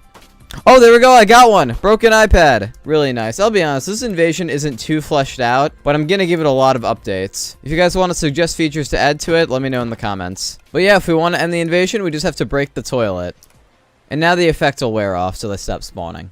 Now, the broken iPad is used to make an alien beacon, which starts an alien invasion, but I've gone over that, so we're not going to talk about it. But yeah, thank you guys for watching the video. Really sorry if it was a short one. I'll be honest with you, I struggled with motivation to work on this update for a while. I'll be honest, most of the features you saw in this video I added today. But I do feel rejuvenated and I am excited to work on it more. So please suggest features in the comments and I'll add them if they're good. Subscribe, like, comment, join my Discord, follow my Twitter, play Industrial Basis, subscribe to my second channel, visit my website, and goodbye. I added Malaria to Minecraft. When exploring around various biomes, you'll see these mosquito mobs. They're pretty easy to kill, but if you let them get close to you, they'll give you the malaria effect, which cannot be removed with milk, and it randomly gives you nausea, wither, and it damages you. So it's pretty much always deadly. There is a way to cure it, though. Occasionally in wastelands, there's a new structure that'll spawn. This is the medical tent. But you can see there's no doctors here. There's only some free thinkers. These tents do have chests in them where you can get vaccines. Now, if you have the malaria effect, you can right-click with a vaccine to remove it. These vaccines are also an important crafting item because free thinkers drop a valuable item. This is the conspiracy theory. And with 5 conspiracy theories, we can make something special. With 2 vaccines, 5 conspiracy theories, a YouTube video, and a broken iPad, you get Wheatgate. And now this is used to summon a new boss, which is pretty difficult, so it's important you get geared up for sure. I definitely recommend a gun, maybe a moronic decimator, and you also want good armor. Tungsten is a good choice. Also, making remedy is a good idea because it cures you of poison. Now once you're ready, right-click to summon the Enlightened One. The Enlightened one is the mastermind behind the conspiracy theories, and you can see he throws potions very frequently. He shouldn't be too bad to kill, but if you damage him, he has a chance to explode and shoot himself into the air. I don't think he's coming down anytime soon. There he is. He keeps boosting himself up. Oh, he's going down. He's going down. I think he killed himself with fall damage. When I release the update, he's going to be immune to fall damage, though, so he's going to be a lot more difficult. And also, he's going to drop something that you have to figure out by downloading the mod. Anyway, unfortunately, this is a really short update because I'm kind of in a pinch for time right now. But I guess for the rest of the video, I'll show off features that didn't make it into the other mod videos. This is the missile silo and the big fat missile. If you place down a missile silo and put a big fat missile inside and give it redstone, it will start exploding. It's just kind of a fun item thing. It's actually one of the first items ever added to the mod. There's a lot of music discs too. 18 of them to be exact. Go out and collect them. This is the Plains biome. The Plains biome has a lot of these wild bushes, as well as dead bushes. It also has frequent spawns of emerald ore and gold ore, so it's a good place to go mining. With raw pork chops and gunpowder, you make the seasoned pork chop. I don't recommend eating it. With 2 glass, a complex electronic, 2 iron ingots, 3 cobblestone, and a drill, you can make the scavenger. Place it down and give it some energy. And you can put items inside this slot, and after a little bit, they'll get scavenged, which means they can be broken down for some of their parts. You can see we're getting stone, or if I were to do a crusher, I'll get some iron, or a complex electronic. And you can see if I do a sign, I get wood. This is the Salt Flats biome. The Salt Flats biome is smaller than regular biomes, and it's completely made out of salt. And it's also a block lower than every other biome. And because the ground is made out of salt, you can break it to get a ton. And it can be crafted into salt blocks. It also tends to generate near meat biomes, so consider it seasoning. Also, look at these medical tents that are floating on the water. This is a lonely island of conspiracy theorists. Kinda reminds me of the internet. Ruckus is a hostile enemy that spawns pretty often, especially in the wasteland. Oh, crap. I think I accidentally made it so salt biomes spawn the wither, so ignore that. But yeah, ruckuses drop leather, and sometimes they drop meat. This can be smelted into cooked ruckus, which is pretty good. If you want to visit the pocket dimension in the early game, you can make a void ring with an ender pearl, tarnished kunk, 2 opium, and a home ring. I added the crappy gas, time travel, and the ended dragon to Minecraft. Start by killing the enlightened one, and the enlightened one will drop something special. The final theory. If you want to know how to summon the enlightened one, check out this video. But now there's some other items we need. Use a scalpel to retrieve your own meat, and eat it to get the regretful effect. Eat another one, and you'll poop. And with 4 of these poops, make a poop block. Now you're gonna need to kill some ghasts for their tears. And now with your poop block and 8 ghast tears, you can make the crappy ghast spawn egg. Right click to summon it, and you have a crappy ghast. It's a passive mob that repeatedly craps on the ground, which makes it one of the best renewable sources of poop. But keeping him alive isn't the only thing you can do with him. You can kill him, and you get an infected ghast tear. This is one of the most important resources in this new update, and in progression in general. Yes, this is required to complete the mod. With an infected ghast tear and an eye, you can make a sickly crystal. And remember, you get eyes from harvesting hobos' organs. See, I just got one. 7 glass, an eye, and an infected ghast tear. Now, the sickly crystal is an interesting item. Right-clicking with it gives all mobs levitation in a nearby area. So you can do this. So it shakes up crystal PvP a little bit, but you might be thinking, it's a little unfair how there's no way to prevent this. I mean, if you get the levitation, it's pretty much an instant death. Well, don't worry, I thought of that. With 1 golden ring and 4 tungsten, you get the gravitational stabilization ring. And whenever this ring is in your inventory, it will prevent the levitation effect, although it slowly deteriorates durability. But these sickly crystals are used to make something special. Go look underground for a palladium geode. Now a lot more common than previously. And there's 2 ways to get into these things. We all know the acid spewer will do it, but thanks to these last updates, the mahogany tree is actually strong enough to get inside. And now you can mine all the palladium.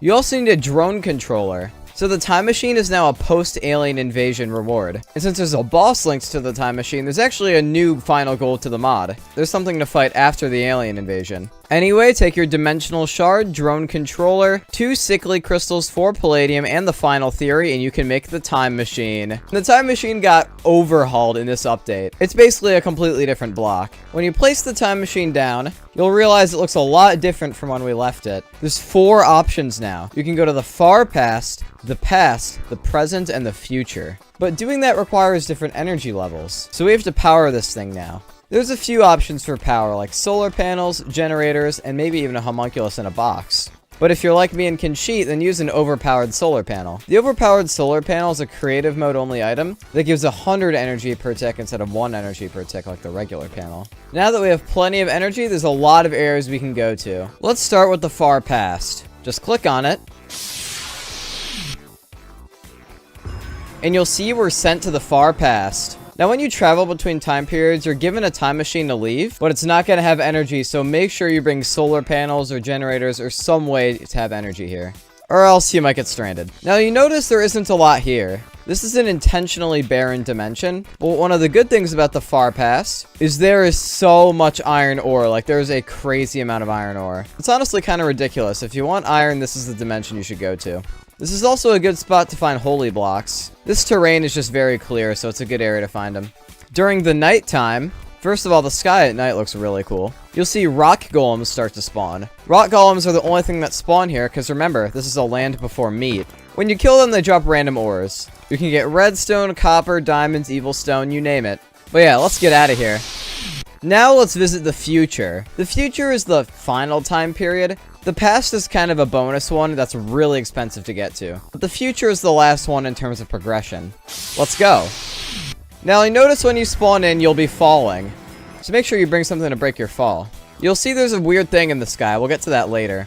Now, notice what the ground under you is made out of. Break it. It's chromium oxide. Because we all know everything in the future is made out of chrome. This chromium oxide will be relevant in a future update, but for now, hold on to it. It's going to be used for some late game gear, like a late game, like really late game. Now, the future generates similar to the End Islands. In fact, this is kind of like a remixed End Dimension. You'll see we spawn on the giant central island, and then 1,000 blocks away, there's a ring of outer islands around it. But anyhow, it's time we address this thing in the middle. Hopefully you brought blocks to pillar up with. Now, this is the Nexus of Autism. And you'll see inside the Nexus, there's signs on this metal box warning you not to open it. Now, the reason you shouldn't open this is because it will release the last boss in the mod, or at least the last boss right now. I recommend bringing pretty good gear to the fight, especially good armor, especially good weapons. Since this is post-alien invasion, I would definitely recommend bringing technology armor, as it's the best in the mod. And you should also get a good sword if you can help it. The Moronic Decimator is a great candidate. It does 20 attack damage. Also, bringing a Chunk Eruptor is a good choice because it just does a lot of damage. It's a shotgun. But yeah, it's time to get prepared for the fight. Remember that tech armor lets you shoot lasers, as long as you're sneaking with an empty hand. But now it's time to summon the boss, and be careful because breaking this will destroy the entire Nexus of Autism. So do it from kind of far away. But now it's time to release this boss. The Ended Dragon. Let me take off my helmet because it gives 40 vision, which makes the dragon weird looking. The Ended Dragon.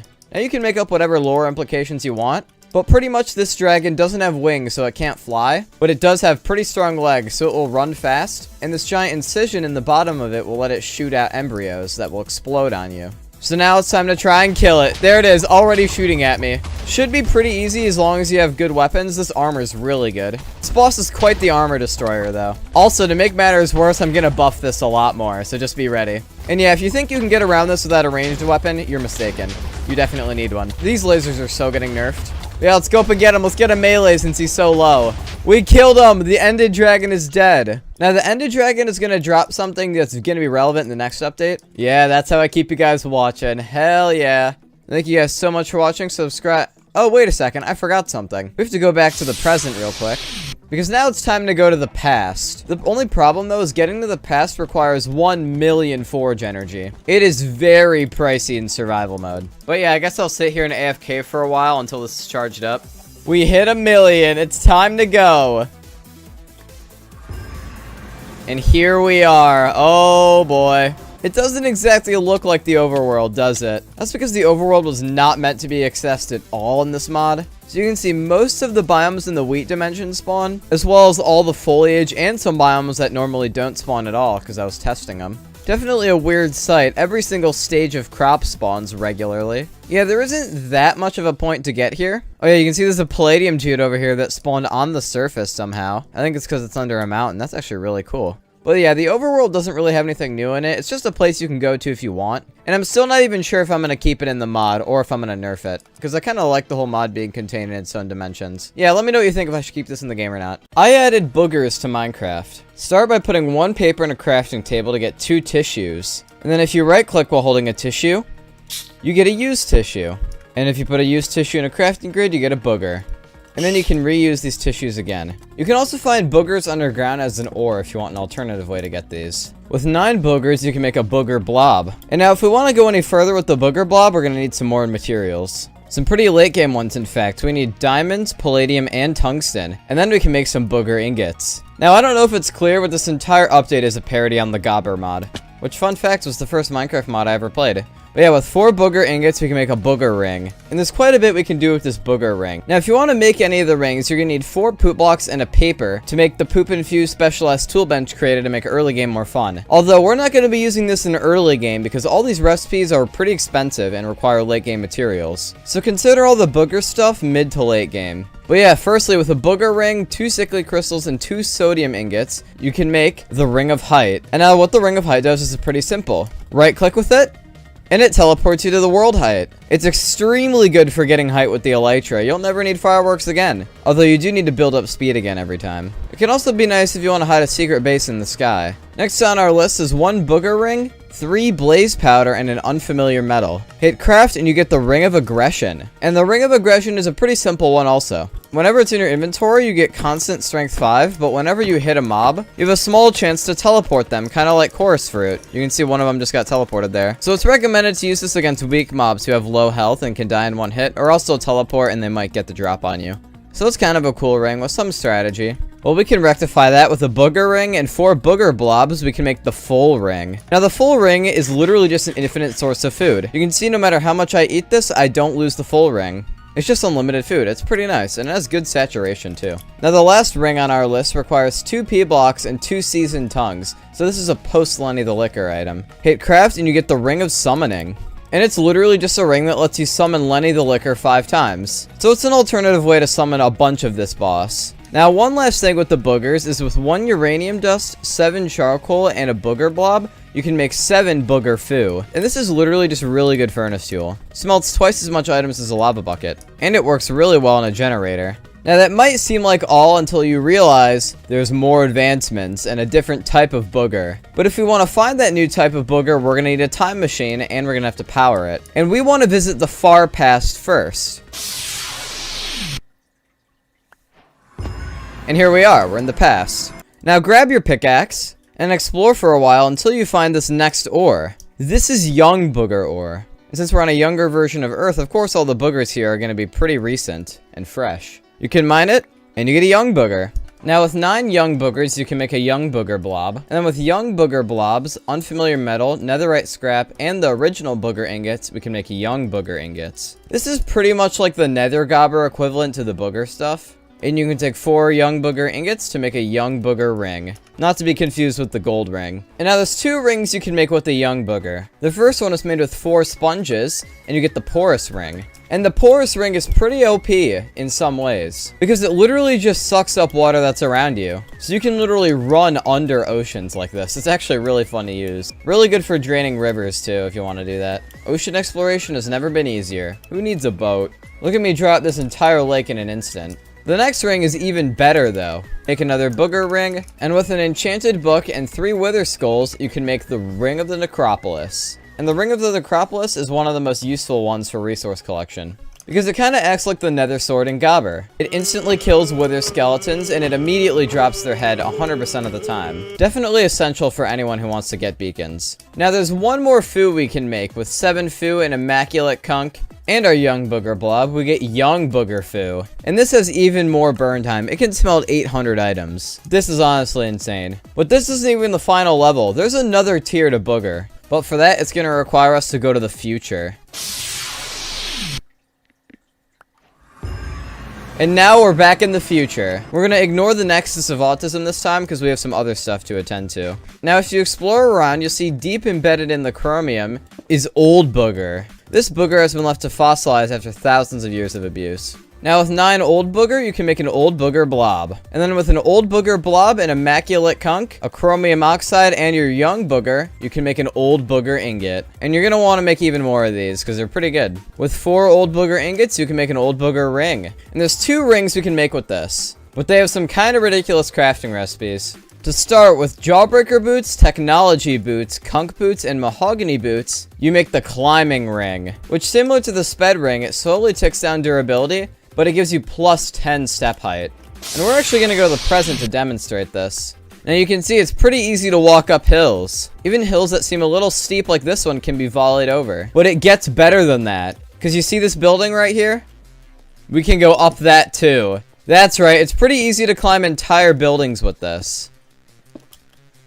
I mean, it's just awesome. Really good for transportation. It works well with the sped ring, actually. And if you think that's good, the next ring is even better. And with an old booger ring, a warp ring, a dimensional shard, and 2 opium pods, you get the Where Am I ring. And this thing is one of the most fun if you're an explorer. Right click.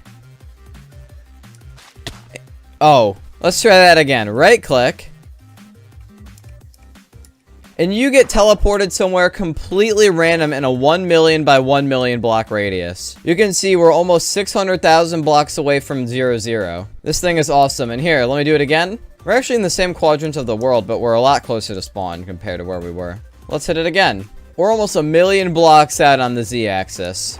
Definitely one of the coolest rings in the mod, in my opinion. That's not it for Old Booger, though, because with an Old Booger blob, 7 Young Booger Foo, and an infected human blood, you get 7 Old Booger Foo. An Old Booger Foo is the last evolution, and it can smell 2,500 items. Absolutely phenomenal and overpowered. Also worth noting that all variants of Booger have their own blocks. They're all pretty nice looking in their own ways. You make them with a Booger ingot of your choice. I added the weirdest biomes to Minecraft's most unhinged mod. This is kind of like the update that changed the world, but it's more like the update that ruined the world. Starting first, we have the Colorful Mountains biome, based off the Rainbow Mountains from real life. This biome is entirely made out of terracotta. There's green, magenta, yellow, white, and red. Other than that, though, there's like nothing here. No passive mobs, and then there's the regular hostile mobs that spawn during nighttime. Next on the list is the Grasslands. The Grasslands is a lightly forested biome with bright green grass and leaves, similar to Minecraft Alpha, as well as deep blue water, also like Minecraft Alpha. Not only that, but this biome has cyan flowers that spawn in it. These are just flowers that are cyan, and of course they can be turned into cyan dye. I know these technically weren't in Minecraft Alpha, but whatever, I like them, okay? Brings back some of that Pocket Edition nostalgia I have. Next on the list is the Snowy Grasslands. It's very similar to the previous, but it's covered in snow and ice, similar to the Snowy Worlds from Minecraft Alpha. Also has the cyan flowers, of course. Next on the list is the Mushroom biome. No idea why so many cows are spawning. This is actually super annoying and I have no idea why. When the actual update releases, this many cows will not be in the biome. But yeah, you can see the mushroom biome has patches of mushrooms around as well as big mushroom trees. But you can see there's a new type of mushroom here, the blue mushroom, as well as big blue mushrooms. Now if you take 3 blue mushrooms and 1 bowl, you make a yum blend. Now this is blue mushroom stew. If you drink it, you become sweaty, nauseous, and baked. So yeah, I really don't recommend taking this one. Next on the list is the Savannah. The Savannah is pretty much like the vanilla Savannah, but it has a lot of dead bushes. I actually don't remember if those spawn in the regular Savannah or not. They probably do, actually, now that I think about it. So yeah, it's pretty much exactly like the regular Savannah, at least during daytime. During the nighttime, though, you'll notice more difficult enemies are spawning in this biome. For example, you can see mosquitoes, as well as cave spiders, and you might even see some wither skeletons. The dangerous biome to be in, for sure. I wanted to accurately simulate how it feels to live in a savanna biome, because that biome in vanilla Minecraft is so ass. The vanilla savanna is definitely my least favorite biome of all time. Next on the list is the spiky biome. Yes, the entire thing is covered in spike traps, so it's very dangerous to traverse, you know? Nothing spawns here during the day, obviously, but you will get the regular mobs that spawn during the night. I guess if you wanted spike traps, though, this would be a good biome to get them. There's literally no reason to craft these now. This whole biome is kind of a play on what Minecraft did to copper. Like how Minecraft added copper at first, it made it pretty common, but then they decided to make it more common so people could use it for building more. So they made it more common, but then they also made it so trial chambers had a lifetime supply of copper, so why would you even mine copper when you can just find a trial chamber? This whole biome is kind of just a commentary on that. Why craft spike traps when you can go find a biome full of them? Next biome being added in this update is the Redwood Forest. It's literally just like a regular forest, but it has nice colored foliage, as well as really tall oak trees, so it's actually a pretty good biome to get oak. Other than that, there's like nothing here. I mean, you can get goats. I don't even know if goats appear in Redwood Forest in real life, but yeah, they spawn in these ones, I guess, so. I don't know, I think it's a cool biome. This just feels like biomes so plenty to me. Next on the list is the sewage biome. The soil here is soaked with feces, and the sky has a distinct yellow mist. This biome is literally ripped straight from a mod I made years ago. In that video, I made a custom biome and tried to survive in it. So I just took that biome and I put it into the mod, because, you know, it's a cool biome. And Wheat Death of the Universe is meant to be every single mod I've made previously combined into this one, plus other stuff. So of course, naturally, this poop biome had to be part of it. I'm also probably going to add more here in the future, but right now it's kind of bare bones. Just like in the video, at night, raider mobs will spawn here like evokers and vindicators. Next on the list is the Evil Plateau. This biome is made out of netherrack and has nether-themed mobs spawning around, as well as nether fortresses. Nether fortresses will actually generate here. Oh crap. There's also nether fossils, of course. Yeah, I just thought putting the nether in the overworld would be kind of cool. So this is a biome that'll spawn now. It's gonna be kind of rare though, it has to be. Also, you can see it's very bare bones in terms of decoration, and I am gonna add more to it. I'm just running out of time. I added house arrest to Minecraft's most unhinged mod. You want to start in an ocean biome, and you want to swim into the ocean floor. If you look carefully, you'll see these patches of gravel with colorful pieces in it. Although if you try digging it, you'll realize it's plastic ore. But if you use a filter on it, you'll get microplastics. Any type of fish will also drop microplastics. And now when you're on dry land, you want 6 iron in a formation like this to get capsules.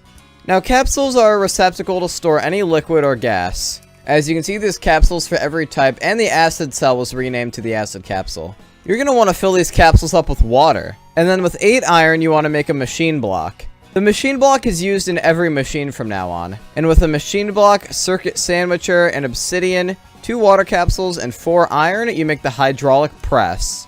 And inside the hydraulic press, you want to put in 3 microplastic. And after a while of waiting, you'll get 1 plastic sheet. And now take this plastic sheet and turn it into a plastic bag. Plastic bags can be worn, but I don't advise this. A better use of it is left-clicking the air, and you'll see you're collecting some air in your inventory. And now if you compress the air with a capsule, you get compressed air capsule. Now while you're waiting for more air cells, take an iron grate, some glass, 3 plastic sheets, and 2 iron to make a diving helmet. And then with some iron and plastic, you can make the rest of the suit. Now this is the diving suit. And it makes finding plastic ore even easier, because as long as you have compressed air in your inventory, your air will get replenished, so you don't have to worry about drowning as much when you're underwater. Now for the actual house arrest part of the update. Take 3 plastic, redstone, and iron to make the ankle monitor. Now you definitely do not want this in multiplayer, because once you equip it, you can't take it off. And the way it works is it will randomly spout your location in the public chat. So yeah, easy docs. It does this pretty often too, so don't think you're gonna escape by running away. This thing is pretty much a death sentence on hardcore servers if they're running this mod. Also, apparently you can take off Curse of Binding items in creative, that's nice. For this next edition, you want to build up all the way into the sky. Because remember these blue clouds that are in the sky that don't really do anything? Yeah, they do a lot of things in this update now. Right-click on these blocks with your capsules, and you'll get nitrogen capsules. And if you craft nitrogen capsules, you'll get the nitrogen back. Now with a bucket and 2 nitrogen in a hydraulic press, you'll get liquid nitrogen. And this is probably one of the most OP additions in the update, because look what happens when it touches water. And it's not like Frostwalker, this is permanent ice. And it's not limited to just water. Here it is with lava, it hardens it into cobblestone. Here it is with pea, it hardens it into pea crystals. But most interestingly, if it touches blood, it turns into blood ice. Blood ice can only be mined with silk touch. And with 9 of them, you can make packed blood ice. And with 9 packed blood ice, you can make red ice. All the ice is going to have uses in new evil machines, but I haven't added those in this update yet. Probably for more later game evil machines. Now for one of the biggest additions in this update. Make a machine block, and with a machine block, furnace, 4 iron, 2 obsidian, and a drill, you make the recycler. Bam. You can put literally whatever item you want in there, and it'll gradually get broken down. Also, this is what it looks like from the outside. I love that animation. And if you get lucky, you might get some scrap from these items. And now remember, literally any item in the game can be scrapped. Now craft a chest, although not with this recipe because it's disabled. With an iron nugget and 7 wood, you can make a chest. And with a chest and 5 planks, you can make the scrap box. Yes, this is very heavily inspired by the industrial craft recycling.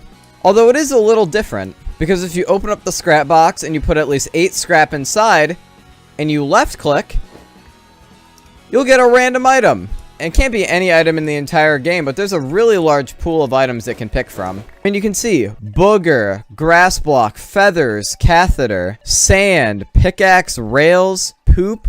There's a lot of options here. I mean, that was a diamond and a kidney stone. But that's not all, because there's 5 types of scrap, and they can all be gotten by recycling certain groups of items.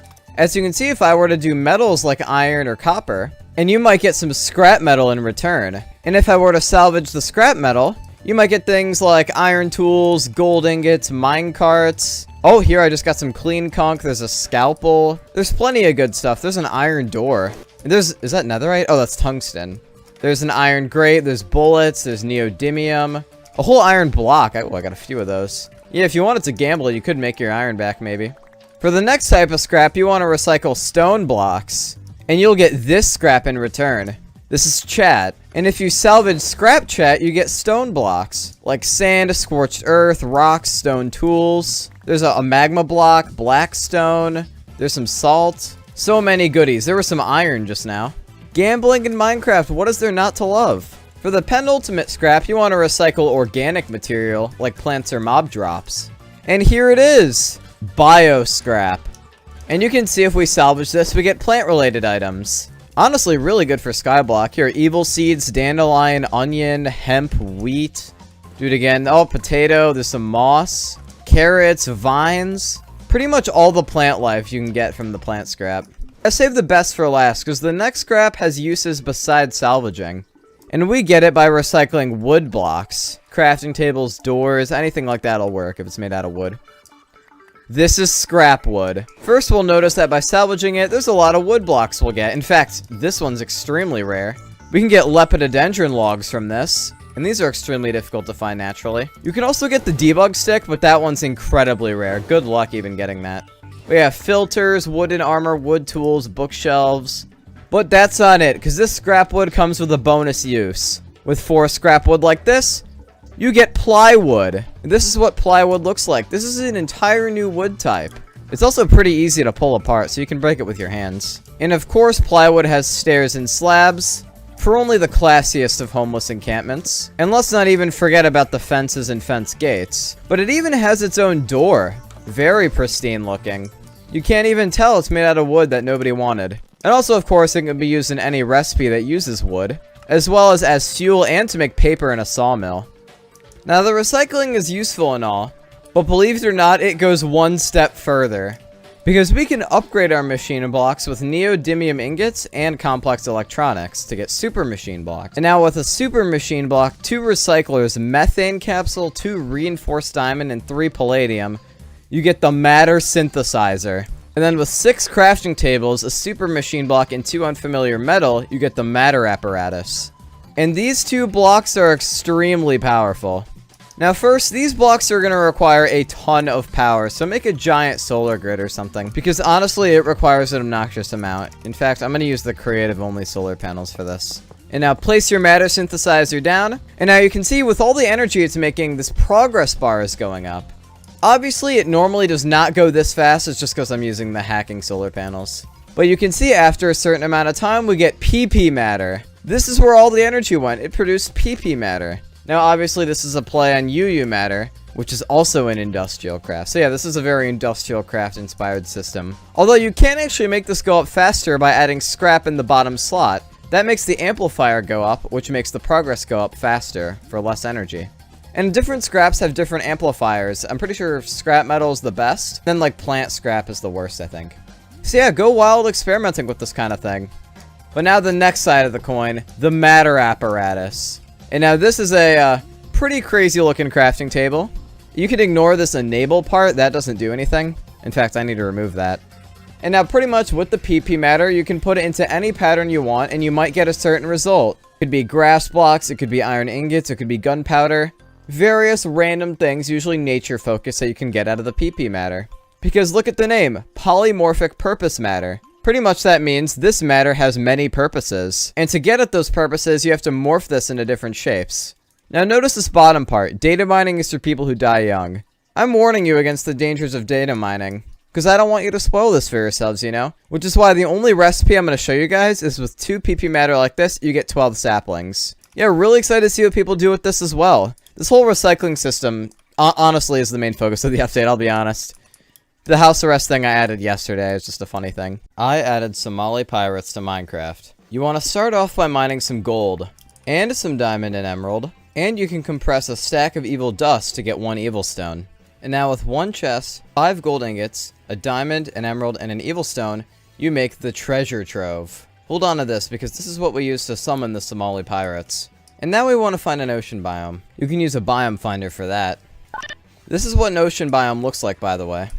And there is a new structure you'll find in the ocean biome now. The pirate ship, and you can see there's some Somali pirates up there. The Somali pirates are really dangerous. They rapid fire shots at you that do a ton of damage and knockback. Luckily though, since these are the easiest pirates, they die pretty easily. They also have quite a bit of knockback. I don't know if I mentioned that. A chunk eruptor is definitely recommended for taking these guys out. You can see they drop AK-47s, money, and gold nuggets, among other things. And there's another type of pirate inside here. This is the pirate conscript, who does really fast and high damaging melee attacks. Now we can pretty much start the event whenever we want. There is quite a bit of gear I recommend. Like beetle armor, for example, has a ton of defense. And of course there's a ton of guns you could bring. Like I'll bring the chunk shooter and the eruptor. You should also make sure you bring food. Put the armor on and we're pretty much ready. Now the reason we wanted an ocean biome is because you can see if I place the treasure trove down, the event doesn't start. That's because it only triggers inside of an ocean biome. You can see now that I'm in the ocean biome, it'll actually start. The Somali pirates are invading. You can see a new enemy over there, the pirate captain. The pirate captain shoots extremely fast. Like blistering speeds, as you can see, and they do a ton of damage. He also has the most health out of any pirate, although he's pretty easy to take down with a chunk eruptor. Didn't seem to drop anything good, unfortunately. You can see there's pirate gunners over here. Now there's quite a few unique and pretty useful items you can get from this event. We'll touch on those as we get them. That pirate gunner just dropped an AK-47 and money. There's another pirate captain over there. The pirate captain drops the most good stuff, mostly because he's the most difficult and rarest out of all the enemies. Yeah, if you can get lucky and find an area that's close to the shore, you won't have to fight the event in water. Also, we just found our first important item, the steel shovel. Now the steel shovel is part of a family of tools you can acquire only from this event. And all those tools have innate fortune or looting that's higher than their normal levels. Like you can see this shovel has fortune 7. Obviously on a shovel it's not very overpowered, but if you have looting 7 or fortune 7 on a pickaxe, it's extremely insane. Definitely makes resource collection easier. The pirate conscripts can drop the sword, and all the other enemies can drop various tools. Oh, I'm out of ammo. Good thing I play fair. They don't stand a chance against my cheating ways. Here's another conscript. The conscripts are actually pretty easy to kill if they're in the water. Oh, they did shoot me out of my boat, though. Oh, I see the pickaxe over there. This is one of the most overpowered parts of this update. The plunder pickaxe. A pickaxe with fortune 7. We'll look at these tools in more detail after we complete the event, which will be around as long as the treasure trove is up. So I'm just going to stay in combat until I get everything I need. I see over there the last enemy that we need. These guys drop a unique item that isn't one of the tools. The pirate swabby. These guys sail around in motorboats. And you can see if you get lucky, they might drop the motorboat. And by lucky, it's a 50-50 chance, so you'll often get one. The motorboat is a rideable mount that works in water. Although unfortunately, it doesn't work very well in water because I haven't figured out how to make it work yet. If anyone knows how to make actual boat physics in Minecraft with mcreator, please let me know in the comments. Because I'd like to make this like a really fast boat, but obviously I didn't get it to work. It works better on land than it does on water. I guess make sure you abuse this while it's in the game. That's all I can really say. Alright, I want it back. And it didn't drop. I forgot to make it drop. Wow. Obviously all these bugs will be patched when I release the update. But yeah, that's really all we have to see from the actual event. I should definitely make it so these guys can see you from farther away. That'll also be another change that I add. But yeah, let's turn off the event by getting rid of the treasure trove. Now let's look at all the tools dropped from the pirates. The swindling sword. The swindling sword has looting 7. So pretty much anything you kill with it will drop ridiculous amounts of loot. Let's try it on some pigs. Oh, 4. I just got a lot at once. That pig dropped like 8 chops. Yeah, it's definitely a noticeable difference from looting 3. Probably because it's over double as much. Next is the plunder pickaxe, as well as the steel shovel, the appropriation axe, and the hijacker hoe. All these tools do the same thing, and they all just have fortune 7. So I don't know, I'll just break some diamonds. Oh, 6 and 1. And then I just got 7 from that one. Pretty good, they all just have fortune. Really high fortune. There we go, I have over a stack of diamonds just from what I mined right here. Goes without saying these tools are pretty good. Now, it's only fitting that the Somali pirates have a golden AK-47. The Burglary Blaster. It just has looting 7. But it also has another ability. Every time you shoot, you have a chance to spawn in golden nuggets. So yeah, you're pretty much just converting these items into gold. Not crazy, but it is a little extra bonus. I added the Freemasons to Minecraft's most unhinged mod. When you spawn in a world, it might be hard to tell what you're supposed to do, but the guidebook isn't very useful. Well, if you shift right click, you get an actually useful version of the book. You can type in a number, and you'll get a fact about progression. And it's in order. So hopefully this should make it easier to figure out what you're supposed to do and how certain items work. Cities are no longer the safest biome in the mod because of these new enemies. Thieves and gangsters will spawn extremely frequently in city biomes. They'll always be there to attack you and shoot at you and completely screw you over. They also have like a ton of health, like a ton of health. There is a way to save yourself, however, from these new threats, but it only works if you're going down the Landlord branch of progression. If you don't know, there's 2 ways you could play this mod. You can play it normally, or you could play as a Landlord. And if you want to protect yourself from city threats, you have to be a Landlord. Let's start by visiting a building. Now you can see there's the rent block in here. We can input $100 to buy the apartment, and then we can rent it to tenants and get money. Then we're a landlord. So let me start by buying an apartment. The next thing we gotta do is keep an eye out for a new structure. This new structure is as common as the public library, but it's a little bit smaller. The Landmason Lodge. The Landmasons are a guild of wealthy landlords. They've come together, create a coalition, and they protect each other from the urban threats. Those urban threats being hoodlums, rapscallions, thieves, gangsters, robbers, crooks, stuff like that. If you right click on their altar, you can join the Landmasons. If you input $100, which is as much as an apartment, you'll be given the Landmason card. Now this thing is going to make our lives in cities significantly easier. You'll notice now that it's nighttime, we don't really see any thieves or gangsters anywhere. That's because as long as we have the card, they functionally don't exist. You see, it automatically despawns any thieves or gangsters that are near you. So once you have the Landmason card, you pretty much have nothing to worry about in a city biome. The city biome is back to what it was before this update. And yes, it doesn't kill hobos, so you can still sell drugs if you want. Although you will notice something. It loses durability every tick, and it has 24,000 durability. This means that it'll break after a day of having it. And once it breaks, obviously you can't use it anymore. But you can recharge it. You see, the reason why we bought an apartment earlier, because if we right-click a tenant block with the card, it gets repaired. We renewed it. Because you can only be a landmason if you are a landlord. So you have to verify that you're a landlord every single day you have the card. Also worth noting, you can't just buy one and have the card forever. Because if I keep repairing it, after 5 times it'll say you can't use it anymore. Now it's no longer usable. This means we have to buy another apartment to renew it again. And now I can renew it as much as I want. And by as much as I want, I mean 5 more times until I have to buy a new apartment. So yeah, it gets expensive to keep, but that's the price you gotta pay. It's pretty worth it for something that makes an entire biome not a threat. There's a ton of new threats and gadgets coming in this update. Let's start with the new boss. To summon this new boss, you have to craft a suspicious looking disc. And you craft it like this. The reason why it's like that is because this is from a mod that I made a while ago. And if you don't know, I'm trying to add everything I made in my previous mods to this mod, which is why things like this are getting added. But yeah, once you have the suspicious looking disc, you can summon the new boss. This boss isn't needed for progression, but it is an optional thing to anyone who might want it or its drops. Right click to summon, similar to the enlightened one. The Jukebox Mimic. The Jukebox Mimic shoots music notes at you. Pretty easy, but he also chases you down slowly. These music notes have a lot of knockback, so going melee isn't honestly the best strategy.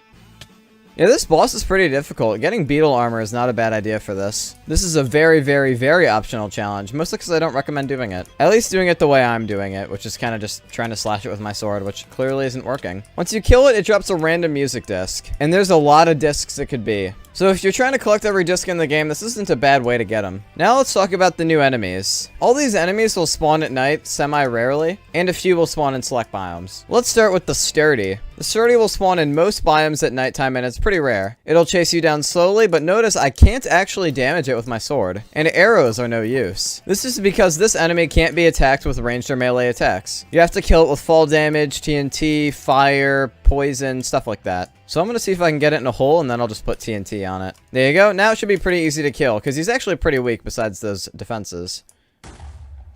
Never mind, that didn't kill him. That's surprising. Alright, I'll burn you then. I promise he doesn't have that much health. When you break his armor, he turns into a shadow creature, which is pretty weak. Shadow creatures can drop gel, coal, and echo shards. Next on the list, the brown spider. The brown spider will poison you if it touches you, and it will just leap at you like a regular spider. It also can't climb walls. Next is brittle bones. Brittle bones is like a regular skeleton, but it actually won't shoot at you. It'll try and do melee attacks. And if you punch it, it'll shoot bones in all directions that have a lot of knockback. Kind of dangerous, not that hard. It's honestly like the homunculus if it wasn't a boss. At least in the sense that it has the same attack. And when you kill it, it drops weak bones, which can be turned into 2 bone meal. Next is the gift. This isn't an enemy on its own, it's actually a present for you guys. Next is the tropical arthropod. This is the same as the brown spider, but it's faster and it will jump at you. It only spawns in jungle biomes and others. Meet the frenzied livestock. It's an infected cow that will try running at you to kill you, and it explodes into locusts when it dies. I should mention locusts are also a new enemy coming in this update. This is the leper. The leper is a weaker zombie, but when it's damaged, it summons rotten chunks, which will jump at you. Rotten chunks are just silverfish that jump at you, and they don't go in blocks. Relatively easy to kill. The lepers can drop brown mushrooms and other stuff. This is the doppelganger. The doppelganger only has 1 HP, but it runs really fast,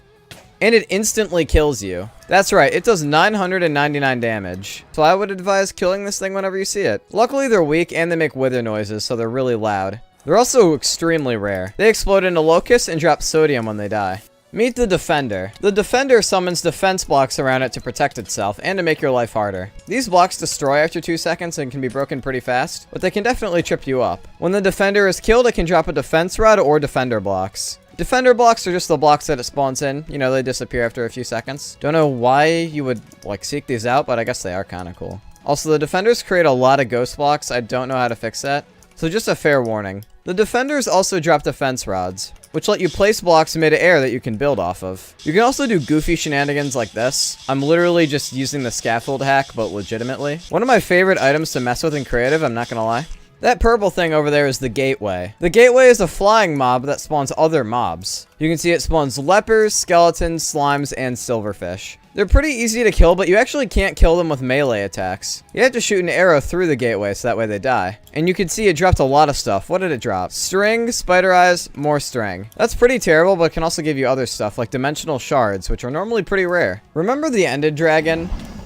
Oh my gosh. Okay. Well, the ended dragon has some new loot. So that way, instead of just being the final boss, it actually drops something good. Also, it's not going to be the final boss for much longer because I want to add more stuff after it. Here we go. New stuff. We got raw dragon meat and dragon scale. Similar to beetle scales, you can craft armor with the dragon scales. Let's take off that old beetle armor. Let's put on that new dragon armor. Dragon armor provides very high defense and knockback resistance, but it also has a set bonus. If I shift with an empty hand, I shoot explosive charges. Terraforming has never been easier. Now, dragon meat can be cooked, and dragon meat is just really good food. Like, gives you a lot of hunger, a lot of saturation. Pretty good. I've been making videos on my Minecraft mod for 7 months now. So naturally, there's some items in the mod that have gone unexplained. And today, I'm going to be covering all those items. Like the yummy cereal box and crappy O's. Crappy O's is like cereal, and you eat cereal. This is how you craft crappy O's. You can also find them in bomb shelters. And this is the yummy cereal box. Just right click, and you'll get a little bit of hunger. But it can also explode. So yeah, be careful. There's a small chance the cereal box might explode after you eat it. Also, fun fact, all the items in the creative tab are sorted by when they were added to the mod. So the sack is the first thing I ever added to the mod, and infested orange bricks are the last thing. Spoiler alert, this is all the stuff coming in the next update. So far, I'm gonna add a lot more. This update is gonna have a lot of stuff. Also, what even is a sodium ingot? Well, a sodium ingot can be crafted by smelting salt, and it can't really make a lot. You can make a Kunk modifier, a ring of height, and scrap metal, but you can also make a block of sodium. And the block of sodium is kind of special, because you can't place this block down. And what I mean by that is, if you try, you'll get killed. The sodium reacts with the moisture in the air and it explodes immediately. This block is just fun. Also, it just cleared out all the veins from this area, so that's nice. Have you ever wanted to make a board game in Minecraft? Well, it shouldn't be that hard when you have the dice. The dice is crafted like this, and you right click, and it flips to a random side. So it's pretty much just a random number generator, but it isn't perfect. It seems to land on 1 and 5 very often, so I don't know why. Weird. It's technically an item, I guess. With a leather tunic and TNT, you can make a bomber vest. And if I try to wear it, I get killed immediately. Although I will say, it is very fun in creative mode. I'm over 2,000 blocks in the air. We all know about the good old incubator. With an egg and mystery meat, you can make mysterious embryos, which of course are required for progression because they spawn in the homunculus. But there's also some other embryos you might not have known about. You see, if you combine an egg with something that isn't an eligible material, you can get a wretched embryo, which doesn't do anything. It's kind of like a failed experiment, I guess. But something interesting happens if you use gunpowder. You get the explosive embryo, which explodes when it's thrown. It did no damage. That's too bad. Here's another one. Wow. There it is. There. It explodes. It explodes blocks. The energy detector. Something that's perfectly obsolete. You see, I added the energy detector back when I didn't know how to put text into GUIs. Like, you see that time and energy text? I didn't know how to do that. So I added this item. Right-click on something, and it tells me the energy that's in it. But now it's kind of useless because, you know, I can just see the energy in the GUI. I guess it's kind of helpful, though, to see the max capacity. And you can also see energy that's running through cables. So it still has some use. It's not perfect, though. Repulsion torches can be crafted with 8 redstone torches and Lenny's tongue. Like a torch, it will emit light, but it'll also prevent entities from getting near it. Even the player can't get close. It's kind of like an interdiction torch, but it works on players. And it can do some pretty goofy stuff when you're on top of it. This is just a fun item. Honestly, I don't know what I was thinking when I added this, but it is fun. You can craft the wheat and I spawn egg. With an ender pearl and wheat, you can craft the wheat and I spawn egg. Honestly, I gotta change this to an actual eye now that those are in the game. I added that recipe before the organ harvesting update. Also, all the organs have yellow rarity, and then the heart has blue rarity. I don't know why. And the metal plate, I guess. You can smoke an unlit joint. It doesn't do anything unless you have a flint and steel in your hand, because then you light it, but you can still smoke this if you wanted to. This is a pretty perplexing block. The crystal growing chamber. This is something I added a long time ago and just have never finished. I definitely got to come back to this at some point before the first release of the mod, because it's kind of an interesting thing. Let me give it some energy. Now, the way it works is I need some potassium alum, and I have to put it in the aggregate slot so aggregate goes up. That's because you need aggregate and energy to grow crystals. And now, what crystals did I even add to the game? Redstone, P, and Kunk. So yeah, if I were to put some redstone in there, and I wait a little bit, I get some redstone crystal. Everything here is subject to change, because obviously this block isn't finished yet. It's kind of just something I forgot about. Here's a P crystal, and, you know, I'll make a Kunk crystal too. And now these crystals don't do anything yet, but they're originally supposed to be crushed, so you get more of the material than you put in. Like, if you crush the redstone crystal, you'd get like 4 redstone or something. So it's kind of just like duplicating certain materials. We all know about reinforced diamond, but do you know about reinforced evil stone? Yeah, this is something that I added.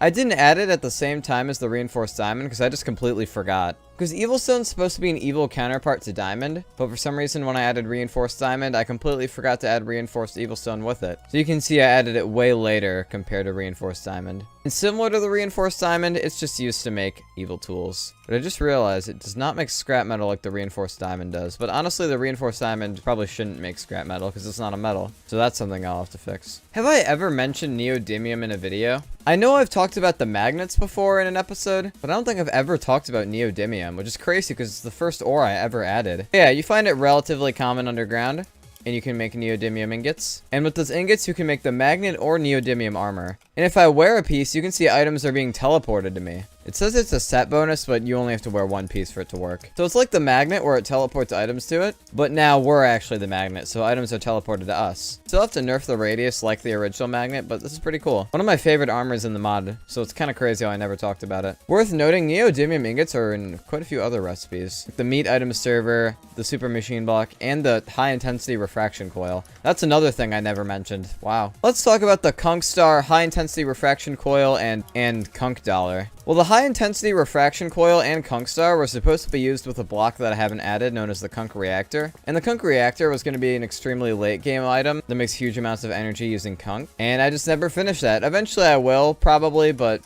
for now, I haven't. It's on the back burner, too. I do like these recipes, though. They're cool. I don't know if I've ever brought up the cask. The cask is created with mahogany logs and any slab, and it's used to age items. But unfortunately, it only has one recipe, and that's to turn tissues into old used tissues, which are then used to make old boogers. Yeah, it's really sad I haven't done more with this yet.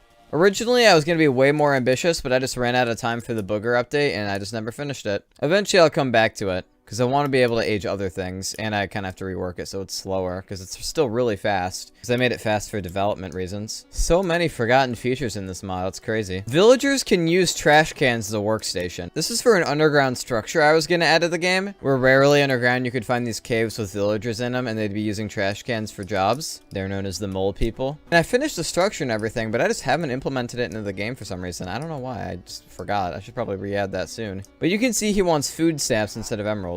And sure, I'll buy a ton of wood. And now let's let him level up. Now I can buy vaccines from him. That actually makes these renewable. I forgot that that was a trade. But now in the later levels, you can see he wants Kunk dollars instead. And you craft a Kunk dollar with $1, a food stamp, and pure Kunk. So it's kind of like a late game currency, and you can see he's selling self-help books. Here's what he has on his expert stage. Entire opium pods and totem of pissing. Here's some of his expert trades. Entire solar panels and drone carcasses. I forgot I made a lot of these trades. These are really good to just buy from a villager. Because look at what you need to craft a drone carcass. That's expensive. Kind of crazy. I'll need to come back to that actually. Void ring and void pearl. The void ring is crafted like this, and it's meant to be an early game teleport to the pocket dimension before you can craft the transdimensional ring. Right click. And I'm here, pocket dimension. But the void pearl, what does that do? Let me go back to the real world. The void pearl is like a single-use dimensional blaster. Because the dimension blaster is crafted like this, pretty expensive. But the void pearl is only crafted like this, a lot cheaper. And it pretty much does the same thing, but it's a single use. Obviously I'm in creative, so it isn't, but normally it is. Throw it, it spawns a portal for a little bit, and you can push enemies inside so they can go into your pocket dimension. I added so many tool and armor sets to my Minecraft mod. Like so many, like seriously, I might have a mental illness. The first new ore on our list is zinc. Zinc can be found very commonly underground, almost as common as copper. Zinc can be smelted and crushed. If you crush it, you get zinc dust. If you smelt it, you get zinc ingot. Zinc on its own doesn't have many uses, but I do plan to use it in like some other things. But for now, all you can do with it is combine it with copper and an alloy smelter. It's going to take its sweet time because it doesn't have a super version yet. Here it is. We got brass. Brass can be used to make instruments, suggested by this person. You can make a tuba, a trombone, a trumpet, and a bugle. They're just fun items that make noises. Currently, they use goat horn sounds, but I'm going to change it at some point. I just could not find good trumpet sound effects online for some reason. We'll see what I do. Next new ore on the list is tin. Find it underground. It's also common like zinc is, so you should not have trouble finding it for sure. And like zinc, it can be crushed and it can be smelted. Now with copper and tin, we can make something in the alloy smelter. We make bronze. And now bronze is an alternative to iron, which of course means that it has tools and stuff. It mines as fast as iron, attacks as fast as iron. It's the same as iron. But the key difference is that you don't use iron to make it. Because iron is really precious. It's used for a bunch of things. Copper and tin, not so much. And it's a lot more common. So it's an alternative to iron tools that's easier to get, I guess. Once you have the stuff for it, of course. Also, here's the brass block. And yeah, of course you can make bronze blocks. But you can also make bronze bars and bronze grates. Just like how you can make iron grates and iron bars, you can make bronze versions too, because it's an iron equivalent. Bronze doors are also planned, but I just haven't gotten around to it. I really need to upload this video, seriously.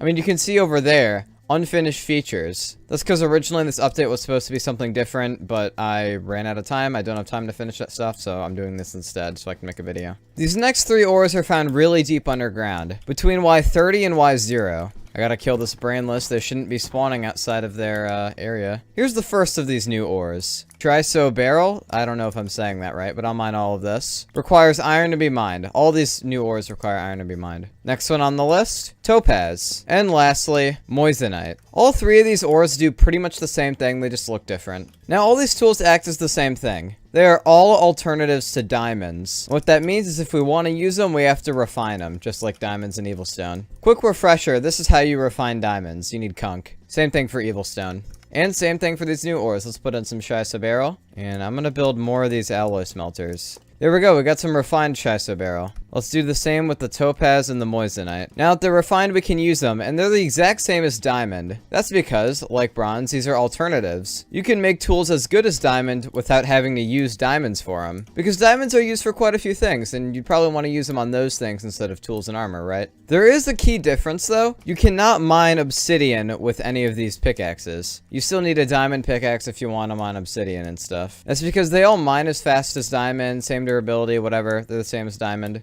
But they're still technically iron level, so they can't mine all the stuff that diamond is used to mine, like obsidian and tungsten. Of course, though, they also have blocks. The last new ore in this update is this stuff. You find it under wheat field biomes, but actually pretty high up, so you only have to dig down a few blocks to start finding it. Mine it up, it can be mined with wooden tools. Petrified wheat. Let me grab a bunch of this, because it's actually maybe more interesting than all these other tools. Now, petrified wheat is only used to make tools, but these tools have special features. Now these tools are as good as stone. They're a stone alternative, but they're a little harder to get, so this is what makes them kind of worth it for anyone who might want them, I guess. I don't know. Look what happens when I mine a block with them.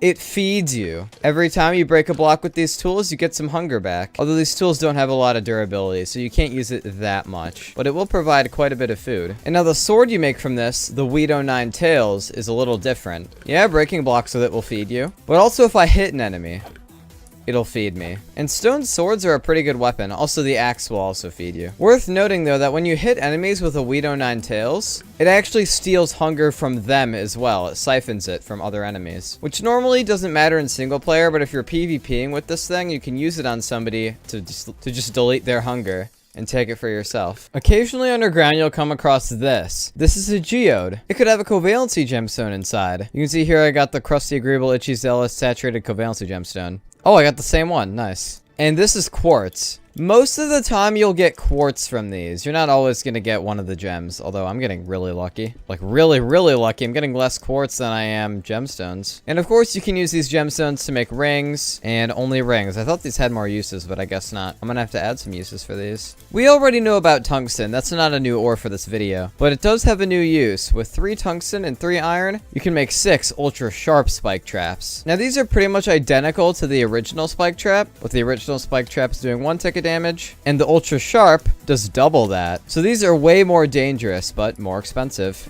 They also appear commonly in this new structure. More on that in the next video. This next ore is found extremely rarely in very small amounts. Kind of like its real life counterpart. Now when I mine it, I gotta be really careful because it'll disappear from my inventory after 5 seconds. This is astatine. Pick it up, and it also damages you because it's radioactive. So it'll damage you similar to how uranium does. You can see when I pick it up, and after a few seconds, it disappears from my inventory. Here's what the blocks of it look like. They're pretty cool looking, but remember, they're going to disappear because they're astatine. Now, astatine currently only has 1 use, and it can be used to make vaccines, but I'm going to add more uses for it in the future. I want it to be like a late game crafting thing. Maybe I'll add a special version that explodes when it disappears. I don't know, we'll see. Now, this last set of tools is post-alien invasion, and they don't use any ore. You know about the technology armor? I'm sure you do. This stuff has been in the mod forever. But now we finally have some tools to accompany that armor. We make it with unfamiliar metal, alien technology, and diamonds. Here's the tech shovel. Here's the tech pickaxe, tech axe, tech hoe, and currently there's a recipe conflict with the tech sword, so I'm just gonna give myself one. Sorry, tech saber is what it's called. And here they are. The tech pickaxe is meant to be the laser pickaxe from Industrial Basis. Now these tools are on par with netherite, but they have a special quirk. It may not look like it, but these things mine fast. Yeah, this stuff mines faster than gold tools, which are the fastest vanilla tool tier. I'm probably going to add other abilities to these tools too. We'll see. You know, they're meant to be endgame, so maybe. I added a new structure to Minecraft's most unhinged mod,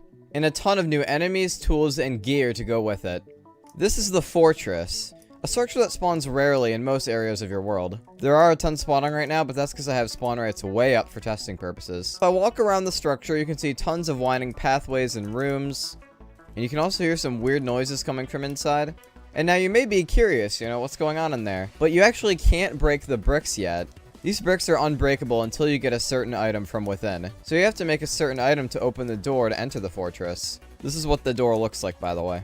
Now this is a post-alien invasion area. So you have to start an alien invasion if you want to get the parts necessary to craft the thing to open the fortress. Here's the first thing we need. Some alien technology. We need 3 of these. And the alien technician over there is what's going to give us the second part. Now, hopefully the technicians drop some unfamiliar metal. With 3 unfamiliar metal, 3 alien technology, and 3 neodymium, you can make the fortress key card. And this is what's required to enter the fortress. Right click, and now the door is open, and we can see what's in the fortress. We got a few different ways to go, it seems. Now, when you enter a fortress, you'll see some new enemies that live here. This is the Brainless. They don't drop anything that interesting, just some meat. Yeah, explore around some more. You can see different rooms, winding pathways, layouts. Over here, some barbed wire, which damage you as you've walked through it. But there's a ton of different enemies that can spawn in this fortress. There's Brainless, like we just saw, and here's Artifact 52. These guys fly slowly in your direction. They're really tanky and immune to knockback. Now, only certain enemies can spawn in certain parts of the fortress. You can see a lot of Brainless are spawning on these blue bricks here. And areas where they can spawn are also marked by chiseled Brainless bricks over here. Let's say I walk through this door, you can see there's green bricks on the floor now. And new enemies are starting to spawn. Like the Fumigator, which are really tanky. Like really tanky. And the Chemical Skeleton, which someone's poison. And the Hazmat. Also, the Chemical Skeletons leap at you. I need to get out of here before I die. And this is an exterminator. Exterminators are just like really difficult zombies. And this is the hazmat. Moves slowly towards you and has quite a bit of health, but when you kill it, it reveals that it's actually something much more than that, and it starts leaping at you. Yeah, these guys are really tanky because this is a post-alien area, and sometimes they just start mobbing you, and it's really easy to die. But I'm getting ahead of myself. Let's talk about the other enemies that spawn on the blue bricks. This is the Harlequin baby. These guys slowly fly towards you, but are not immune to knockback. And they drop thick skin, which we'll talk about later. That's an important crafting thing. There's also the meatball, which is a more difficult version of the ruckus that leaps at you. And it jumps a lot more than a spider. And lastly, there's Tesla Coil Ted. Steer clear of this guy because he strikes you with lightning. Luckily though, he does not have a lot of health. Here's another brainless and Harlequin baby that just spawned in. That's all the important enemies and loot from the blue fortress area. But there's a little bit more to talk about in the green area, although I'm very scared because there's a ton of hazmats and exterminators chasing me. This thing right here we'll talk about later. The exterminators and chemical skeletons can drop an enchanted filter, which currently doesn't do anything in this update. It's because I had plans for it, but I ran out of time, so I'm saving this for next update. It's going to be important then, probably. We'll see. And there's also one more enemy we haven't touched on in the green zone. The fart cloud. The fart cloud doesn't aggro you, but it poisons you if you touch it. And it moves around randomly. And it's also invulnerable. You can't kill this thing. You have to wait for it to despawn on its own. So yeah, just avoid those guys. You'll be fine. Now we've talked about the blue and green enemies.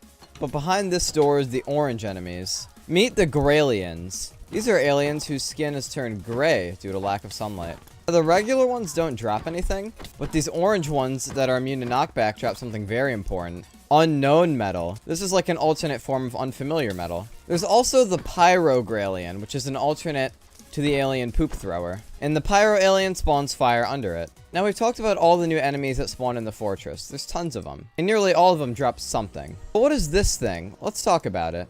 The Poop Infused Specialized Toolbench created to make late game more fun. Yes, it's a late game version of the Poop Infused Specialized Toolbench created to make early game more fun. So it's the same concept, but for late game. This is how you craft it, using blue bricks, which are dropped by Artifact 52, and thick skin, which, you know, you get from the Harlequin baby. We'll talk about this more in a sec, but there's another way to get blue bricks I should mention. The Brick Mining Toolkit. It destroys the magic barrier that prevents fortress bricks from being destroyed. As you can see, I can't break the fortress bricks normally. But if I right-click with the Brick Mining Kit, it makes a little sound, and then they're mineable.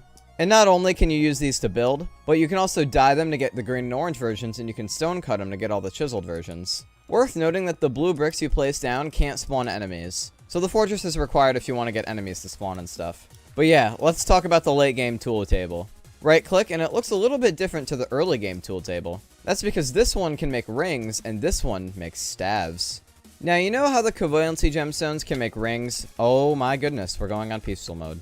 But yeah, you know how the covalency gemstones can be used to make rings? Well now they can also be used to make a staff. For example, the crusty agreeable itchy zealous saturated covalency gemstone, combined with money and a gold ingot, will let you craft the agreeable staff. Now the agreeable staff causes hobos to donate to you. Hit a hobo with it, you can see it has some green particles, and every single tick they have a chance to drop some money. There it is, they're dropping a ton already. You're gonna get quite a bit, because of course this is like a late game thing. Also, it seems like I forgot to add this, but it's also gonna have kind of low durability, so you can't use it that much. But if you really want money, you can make a money printer or something. But that's not all. Because we all know with a wooden ring and 4 jawbreakers, you make the sped ring. But now you can use the sped ring in tandem with a clumsy, nimble, jealous, smelly, toxic covalency gemstone and a gold ingot to get the nimble staff. And this is something for transportation. Right click with a nimble staff and you dash in that direction. Yes, right click to dash. It's a reusable dash. And you go pretty far with this thing. Be careful about fall damage, but yeah, good transport. Should make exploring easy, dodging attacks easy. You in a pinch? No problem, just dash away. Kind of like your dad. There's also a creative version of the Nimble Staff, the Overpowered Nimble Staff, which is the same thing but no cooldown. So yeah, very fun, but be careful because it's really easy to go hundreds of thousand blocks in a single second. So yeah, be careful about spamming this thing. But yeah, the last covalency gemstone, the attractive, lively, fierce, polite, mysterious covalency gemstone, can be combined with a self-help book and a gold ingot to get the Lazarus Staff. Now the Lazarus Staff, when it's in your offhand, will provide an extra life, similar to a totem, but it's kind of different. Because when you die, it revives you at your spawn point. But it also temporarily super buffs you for a minute. Also, I'm on the fence on whether or not I want to keep Totem of Undyings in the mod, or if I want to, like, disable them somehow. Kind of like how I disabled the Elytra. So if I do, this will be the only extra life item. And it's debatably more balanced, because you go to your spawn point, but you keep your items. Right here, keep inventory as false. Now let me damage myself down. You can see when I die, I got teleported back to my spawn point, which is on the adequate bedding. But I've been super buffed. I have 40 vision, so I can see hobos through walls. I also have strength 3, so, you know, I'll do a lot of damage to them. And I also have acrobatic 3, so I have extremely high step height. These hills are no match for me. Even the tree. Pretty awesome. I didn't have one in my hand that time. Now there's one more staff added in this update. I'll probably add more in the future, suggest ideas in the comments. But this is the last one I've added for now. With a face block, an evil stone, and a gold ingot and craft, you get the siphon staff. This is a lifesteal item. Now it starts out at full charge, but watch what happens when I right click with it. I'm at full health. You can see the durability is at 1. Now the way this works is durability is actually known as charge. And when you craft the staff, it's at full charge. But now it's at 1, and I can't use it again when it's at 1. So how do I get more charge? Hit enemies with it. You'll know you're doing it right when it creates these red particles. Now you can see I have 10 durability. And watch what happens when I right click with the siphon staff now. I got health back. For every single charge in the siphon staff, you get half a heart. Yeah, use this thing to heal from attacking your enemies. Makes healing easy. Good for fights, I imagine. And it's honestly really cheap to craft. Like 1 evil stone, like gold, you'll have that by this point in the game anyway. I forgot to mention, but there's actually 1 last staff. So there's 5 total, not 4 like I thought for some reason. The real last staff is made with immaculate Kunk, a block of moissanite, and a block of tungsten. Hit craft and you get the magic staff. Now it's not immediately obvious what this one does, unlike all the other ones. But it's actually pretty simple. Just hold down right click and let go, and you summon lightning. Also, it seems I forgot to give this one durability. I'm gonna add some durability. Also, if you hold it back for too long, it resets charge. That's intentional. We'll say it's intentional. Because it kind of makes it like a game. You better make sure you let go at the right time, or else it's just not going anywhere. Or really close to you. Watch me get it in the fortress. Booyah. Now let's talk about the 2 new armor sets that are available from the fortress. You need unknown metal and thick skin to make these. First, let's talk about the thick armor, made with thick skin. Allow me to just make a full set real quick. And now you can see the set bonus. Heals you when you're sneaking with empty hand. And now I'm wearing the thick skin. Looks just great on me, doesn't it? And now notice how I'm at low health. Well, if I want to regenerate, I just gotta sneak with an empty hand. And now I have regeneration. Regeneration 3, that is, but I have to be sneaking for it to function, or else I don't get it. Worth noting, though, that it costs durability to heal. I made it so it accidentally costs, like, way too much, but yeah, I'm gonna change it so it's better. Next on the list is Pyro Armor. You make it with unknown metal. It's made exactly like technology armor, but you use unknown metal instead of unfamiliar metal. And its set bonus is it grants fire immunity, and you can spawn a fire aura. Watch me sneak. I know I'm taking damage, but I need to change this one too and make it so it gives you fire resistance. But yeah, notice how I'm not igniting. But yeah, that's it for the actual fortress part of the update. But I also want to mention, I added a bunch of stuff from my game Flail Chalk, which you can play with the link in the description. So I guess none of these references is going to make sense unless you've played Flail Chalk, but I'll do my best to explain it. Because we have some Flail Chalk themed items. Like the Flail Chalk itself. I have to go with Intelligent Kunk, block a lapis, string, and my spawn egg. Which you can make that with an iron wheat. But what is Flail Chalk? When you right click, you can use it as a flail. Kind of similar to the Testikill. But it has more range, does more damage, and less knockback. Less knockback making it easier to use. Also, I want to mention, I made it so brown spiders shoot projectiles at you. Instead of doing what they normally did, which is just poison you, which, let's face it, it was a rip-off of the fucking cave spider. So hopefully making it shoot projectiles instead makes it a little more unique. But yeah, as you saw there, you use the Flail Chalk as a weapon. It's pretty much just a direct upgrade to the Testikill. That's the intention here. Now, I also added all the blocks from Flail Chalk. This is how you craft each of those. Gunpowder, evil wheat, money, blaze powder. And now the green one, when broken, doesn't do anything. Although it is a pure green block if you want to use it for like a green screen in game.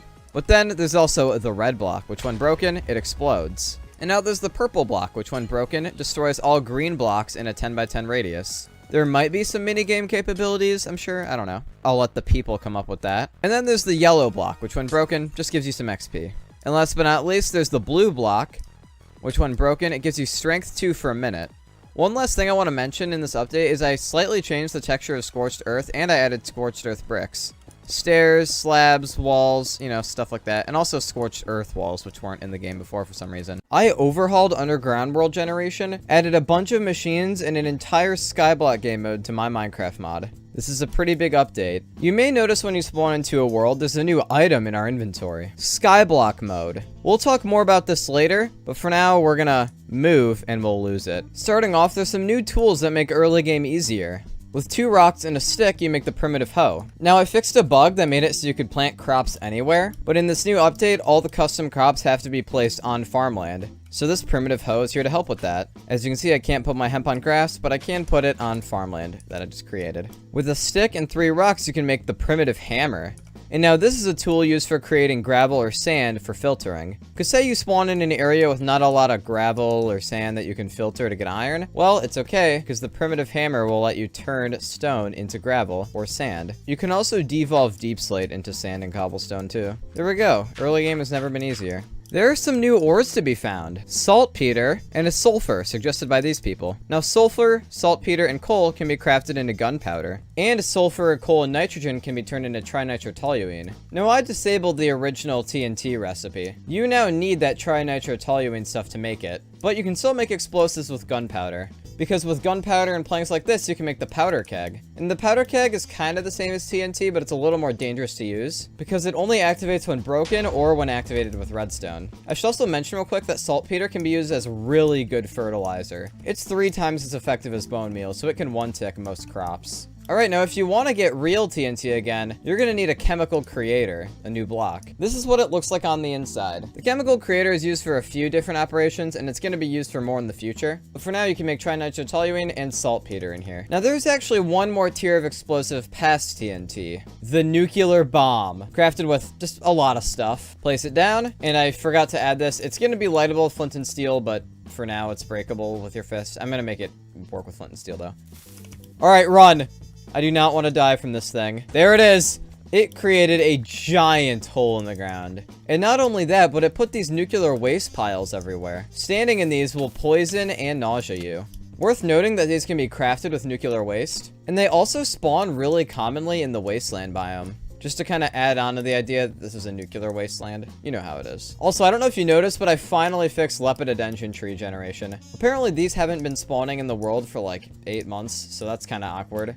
I finally fixed them though, so you can get dimensional shards the intended way, and you don't have to use a recycler. Now, 3 tiers of explosives are pretty cool, but where are we supposed to use these? Underground.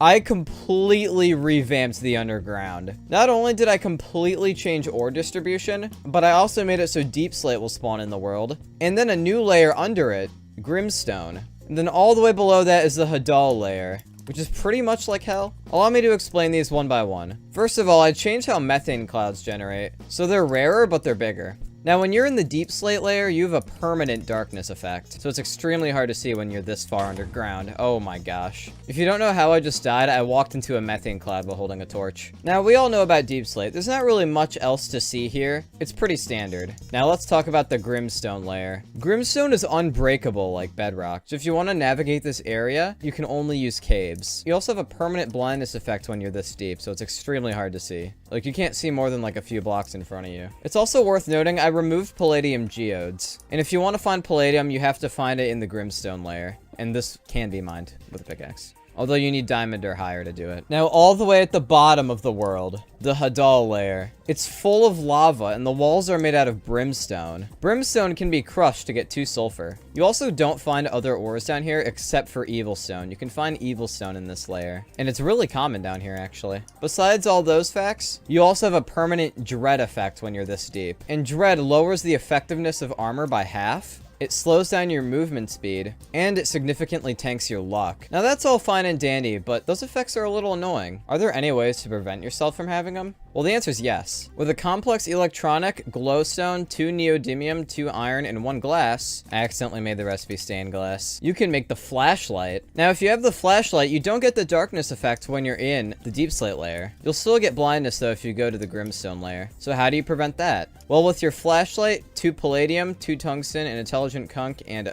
glass, you can make the ultra bright flashlight, and this will prevent the blindness effect, so you can travel the underground to your heart's content. There's not much you can do about the Hadal layer though, except with holy water and gold ingots, you can make the thumbs up necklace. And when it's worn on your chest plate, it prevents the dread effect. You got nothing to worry about. It also prevents evil items from destroying the self-help book. So instead of evil items destroying the self-help book, the self-help book will actually destroy evil items that are in your inventory. There's some new gravel variants that spawn underground. In the deep slate layer, you'll find silt, and in the grimstone layer, you'll find dark silt. These have different filtering loot. Here's some miscellaneous machines. First of all, the stone mixer. There's also going to be an electric version, but I haven't added it yet. Now, the mixer is used for some specialized crafting, like mixing dirt and sand. This is how it's crafted, by the way, very early game friendly. Now, if you want it to work, you have to click the mix button. Since it's a stone mixer, not an electric one, you have to manually mix it. And voila, I got some clay out of my sand and dirt. This next machine is a little more interesting, though. The canning machine. Put tin cans in the can slot, and put any food in the top slot. And after a little bit of waiting, you get cano food. Now, cans of food can be eaten like regular food, but they can be eaten really fast. And they also heal half a heart every time you eat one. So yeah, pretty good food source. Also worth noting, the amount of cans you get per food depends on how nutritious the food is. Since steak gives you 4 hunger notches, you get 4 can of food. And each can of food gives you 1 notch. So regardless on if you can your food or not, you still get the same amount of, hunger, but with an added healing effect. This next machine is a little more advanced. The operating table. Now, the operating table is pretty much like an automatic scalpel. So if you put a scalpel on the inside, it can be a crude or a regular one. And if you get some hobos to sit on top of it, it will prick them and you'll get some of their organs. Like you can see, we got a lung, a testicle, and 2 mystery meat. And it takes some durability away from the scalpel. Really handy to automate organ collection. And it's also really horrific. Friendly reminder that you can smelt metal plates into ingots. Now for the last feature before all the skyblock stuff. I reworked the Incubator. The Incubator is completely different from how it was before. Now ignore the energy, because this block actually doesn't require energy yet. That's something I still need to add. But there's some other important stuff. Now with 1 stick and 2 iron like this, you make the grafter. And the grafter is used to collect tissue samples from mobs. Like if I were to kill this pig, and if I put the grafter and its pork chops in here, you can see I get swine tissue sample. And I can do the same with things like beetle scales to get infestation tissue sample. And if I were to do mystery meat, I can get ambiguity tissue sample. And now these tissue samples are pretty much used for crafting in the incubator. They're required to make all the stuff. You also need eggs. Now, how would I say make the mysterious embryo to summon the homunculus? Well, if I were to put swine tissue, cattle tissue, lamb tissue, and fowl tissue, with a bunch of ambiguity tissue, and an egg, it'll start ticking down. And you can see we get the mysterious embryo. So this is how the incubator works now. Now let me fight the homunculus real quick.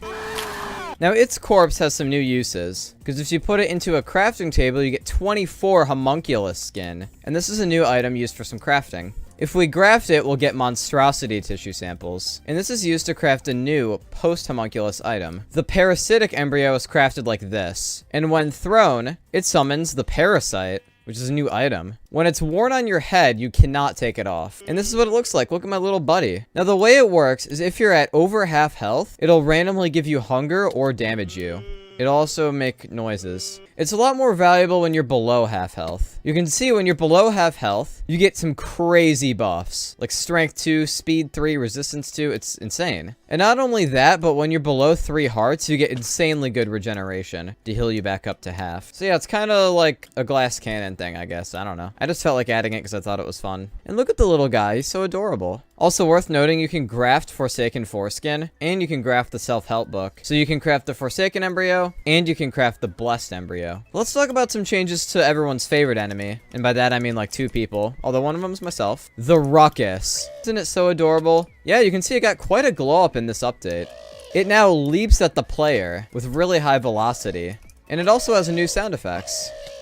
How adorable. They also spawn in a few new biomes, and they can be bred with sugar. Same thing goes for the meatball, which is a fortress version of the Ruckus. These guys jump even higher than the Ruckus, and of course they do way more damage because they're a fortress enemy. And these guys can also be bred with sugar. Okay, you are gonna get me killed, mister. Oh, I got him. Actually, I just remembered, these guys drop salt instead of sugar. Maybe I should make it where they're bred with salt instead. Also, one last thing before we get to the skyblock stuff. I fixed, like, a ton of bugs in this update. I fixed so many bugs in this update. So if you guys play the mod, you might have a lot more fun than you did if you tried it, like, maybe a month ago. I also completely revamped biome distribution, so a lot more biomes that were supposed to spawn actually do spawn, and biomes are a lot smaller, so that way there's more stuff, like, nearby you. Because before this update, it was very common to have worlds that were, like, one biome for thousands of blocks. And also, like, half the game's biomes just wouldn't generate. It was really annoying. But I finally fixed that. Now let's talk about Skyblock. When you spawn into a world for the first time, you'll see a new item known as Skyblock mode in your inventory.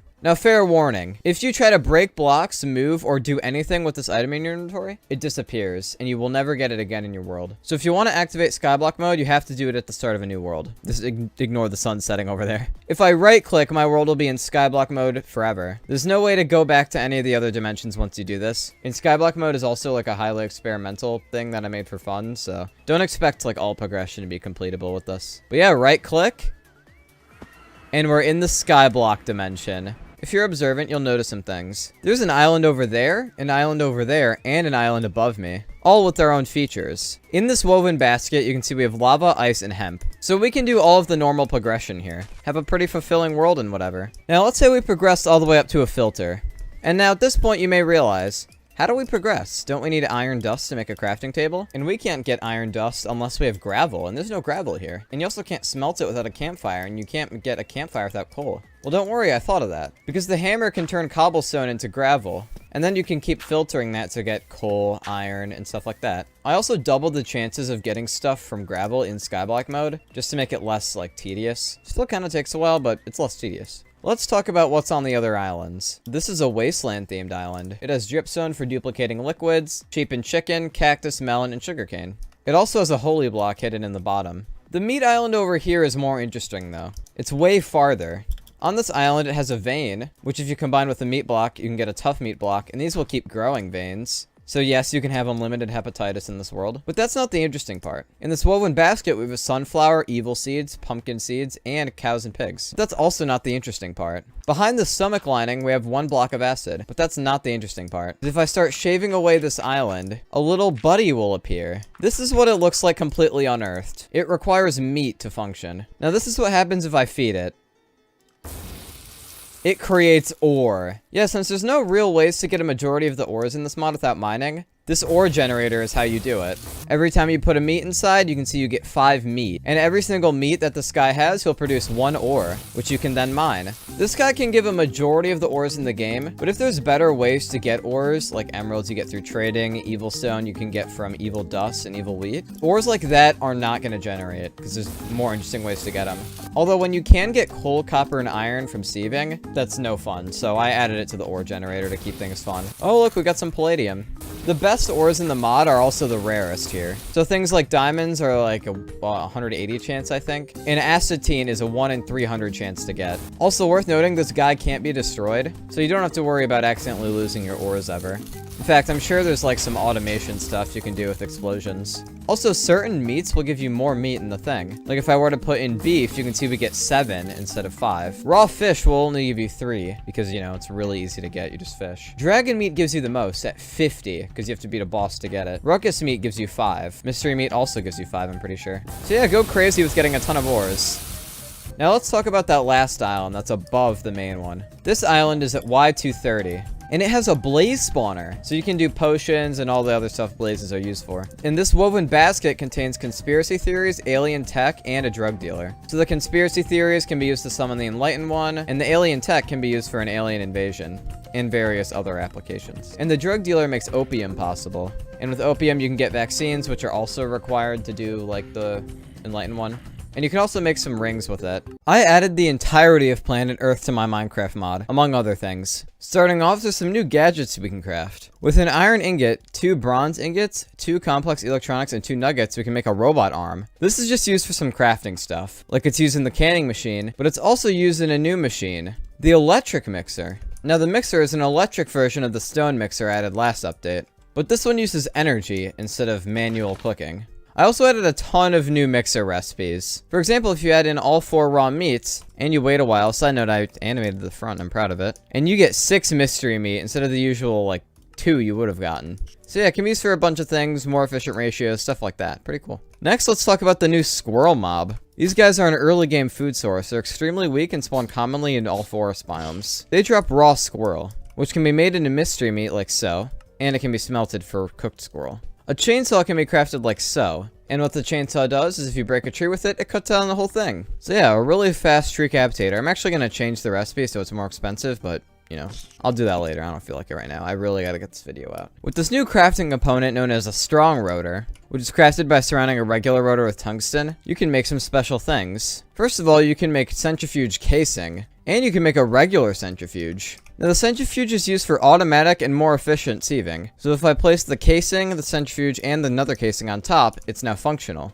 So this is another multi-block as well. But yeah, simply give the centrifuge some energy. And you can see if I put some gravel inside, it'll start centrifuging. And that first gravel gave me 5 tiny copper piles. And if I have 9 piles, I can do something special. You can see I got 6 more copper piles, I got some zinc, I got some flint. A ton of stuff you can get from gravel. And now I put these piles in a crafting table to get a dust with 9 of them. And then I can smelt that into an ingot. So yeah, quick and painless ore collection. You can see I got some gold here, that's pretty rare. It doesn't stop there though, you can use silt and dark silt, as well as sand. Sand gives you the same stuff as gravel, but silt gives you some better stuff. Since you find this stuff in deep slate, you can see I got way more copper. Got some iron, and there's also some other like ores that are exclusive to this, like neodymium. We can get neodymium from this thing. And tungsten. So it's a pretty good way to get it, but you need a lot of tungsten to make this thing, of course. And now if I put dark silt in here, since that's the highest tier gravel, you can see I get tungsten pretty often. You can also get sulfur, as well as glowstone, and neodymium. 28 iron piles just from one. You can also get palladium from here, but I haven't got it yet. But yeah, you're just gonna have to trust me. So yeah, that's the centrifuge. Good way to collect a bunch of ores out of your gravel. Now let's talk about the planet stuff. Before we get there, we're gonna need a lot of Kunk related stuff. Yes, I massively improved the way Kunk is dealt with in this mod. Now if you don't know, Kunk is some like mythical compound element thing, whatever, that I added to my mod. And it's been in the game for like 9 months, but I massively improved it recently. Now, if you want to make a Kunk modifier, you need this new material known as bronze. Bronze is an alloy of lapis and bronze. So how do we get it? Well, first of all, we can make bronze dust with copper and tin to get 4. And then we're also going to need to put lapis into a crusher to get some lapis dust. Now, these are the 2 things we needed. With a bronze dust and 3 lapis dust, you get 2 bronze dust. And now we can simply just smelt it to get a bronze ingot. I'm going to use a foundry, though, because I'm in creative mode.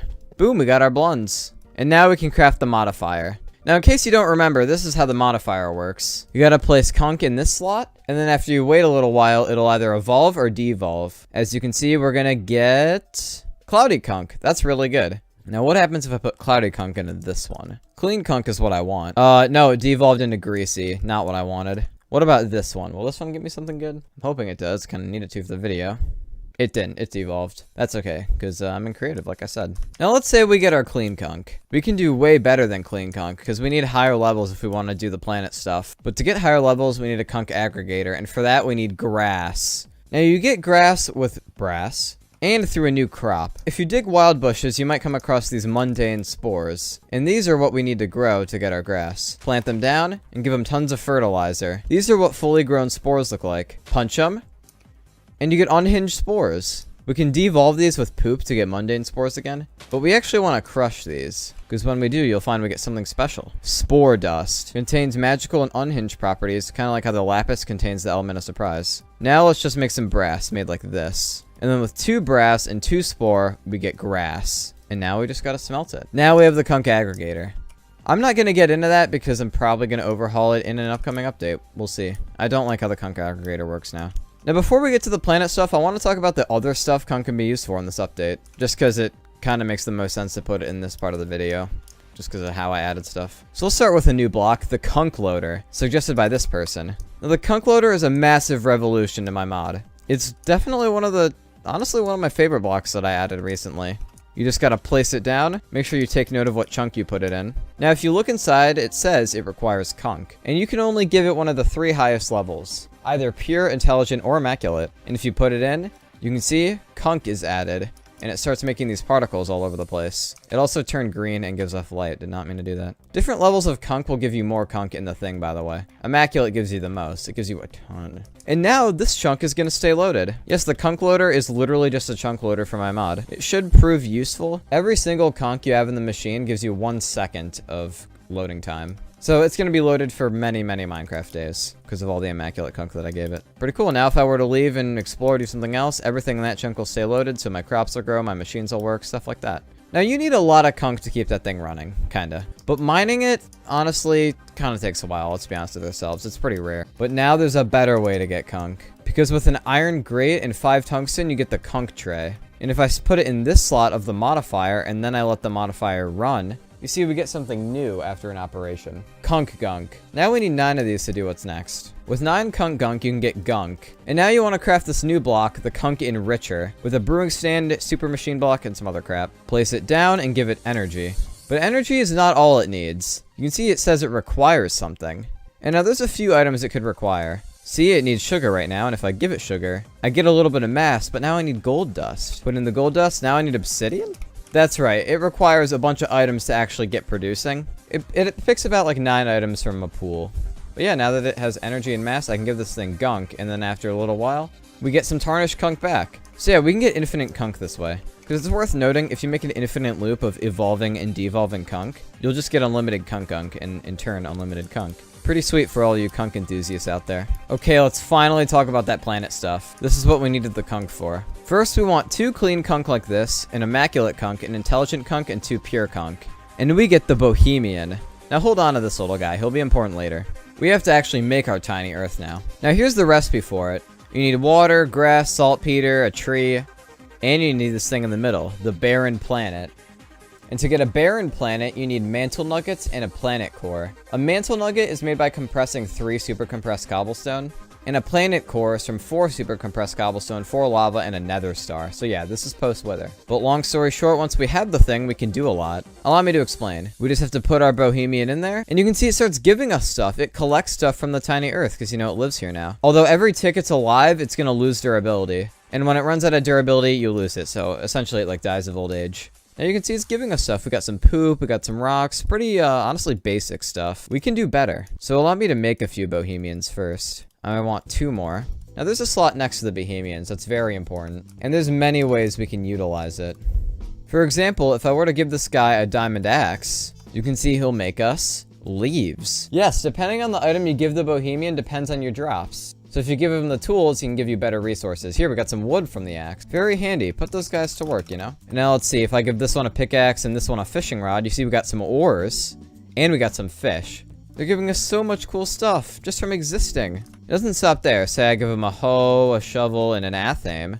And you can see the shovel will give us dirt and sand and other sediments. And the athame will give us Kunk Gunk and human blood. The hoe can also give us like onions. Lastly, the bucket will give you water, lava, grease, and acid. The compass can give you flowers and some other exploring materials. And the grafter will give you tissue samples. Crazy automation, absolutely crazy automation. There's so much stuff you can get out of this. Really excited to see what people do with it, especially when like you put the ores into a ore processing setup, or use the Kunk Gunk to get more Kunk, cook the fish. There's a lot of options. Really excited. I can't wait for people to play this update. It's been very fun to work on. Now we've checked out a bulk of the update, but I added a bunch of other fun stuff that I think you guys might appreciate. For example, if we crush down some coal, we get coal dust, and if you put coal dust into a hydraulic press, you get carbon fiber plate, and these are really useful for stuff that I added. You'll see.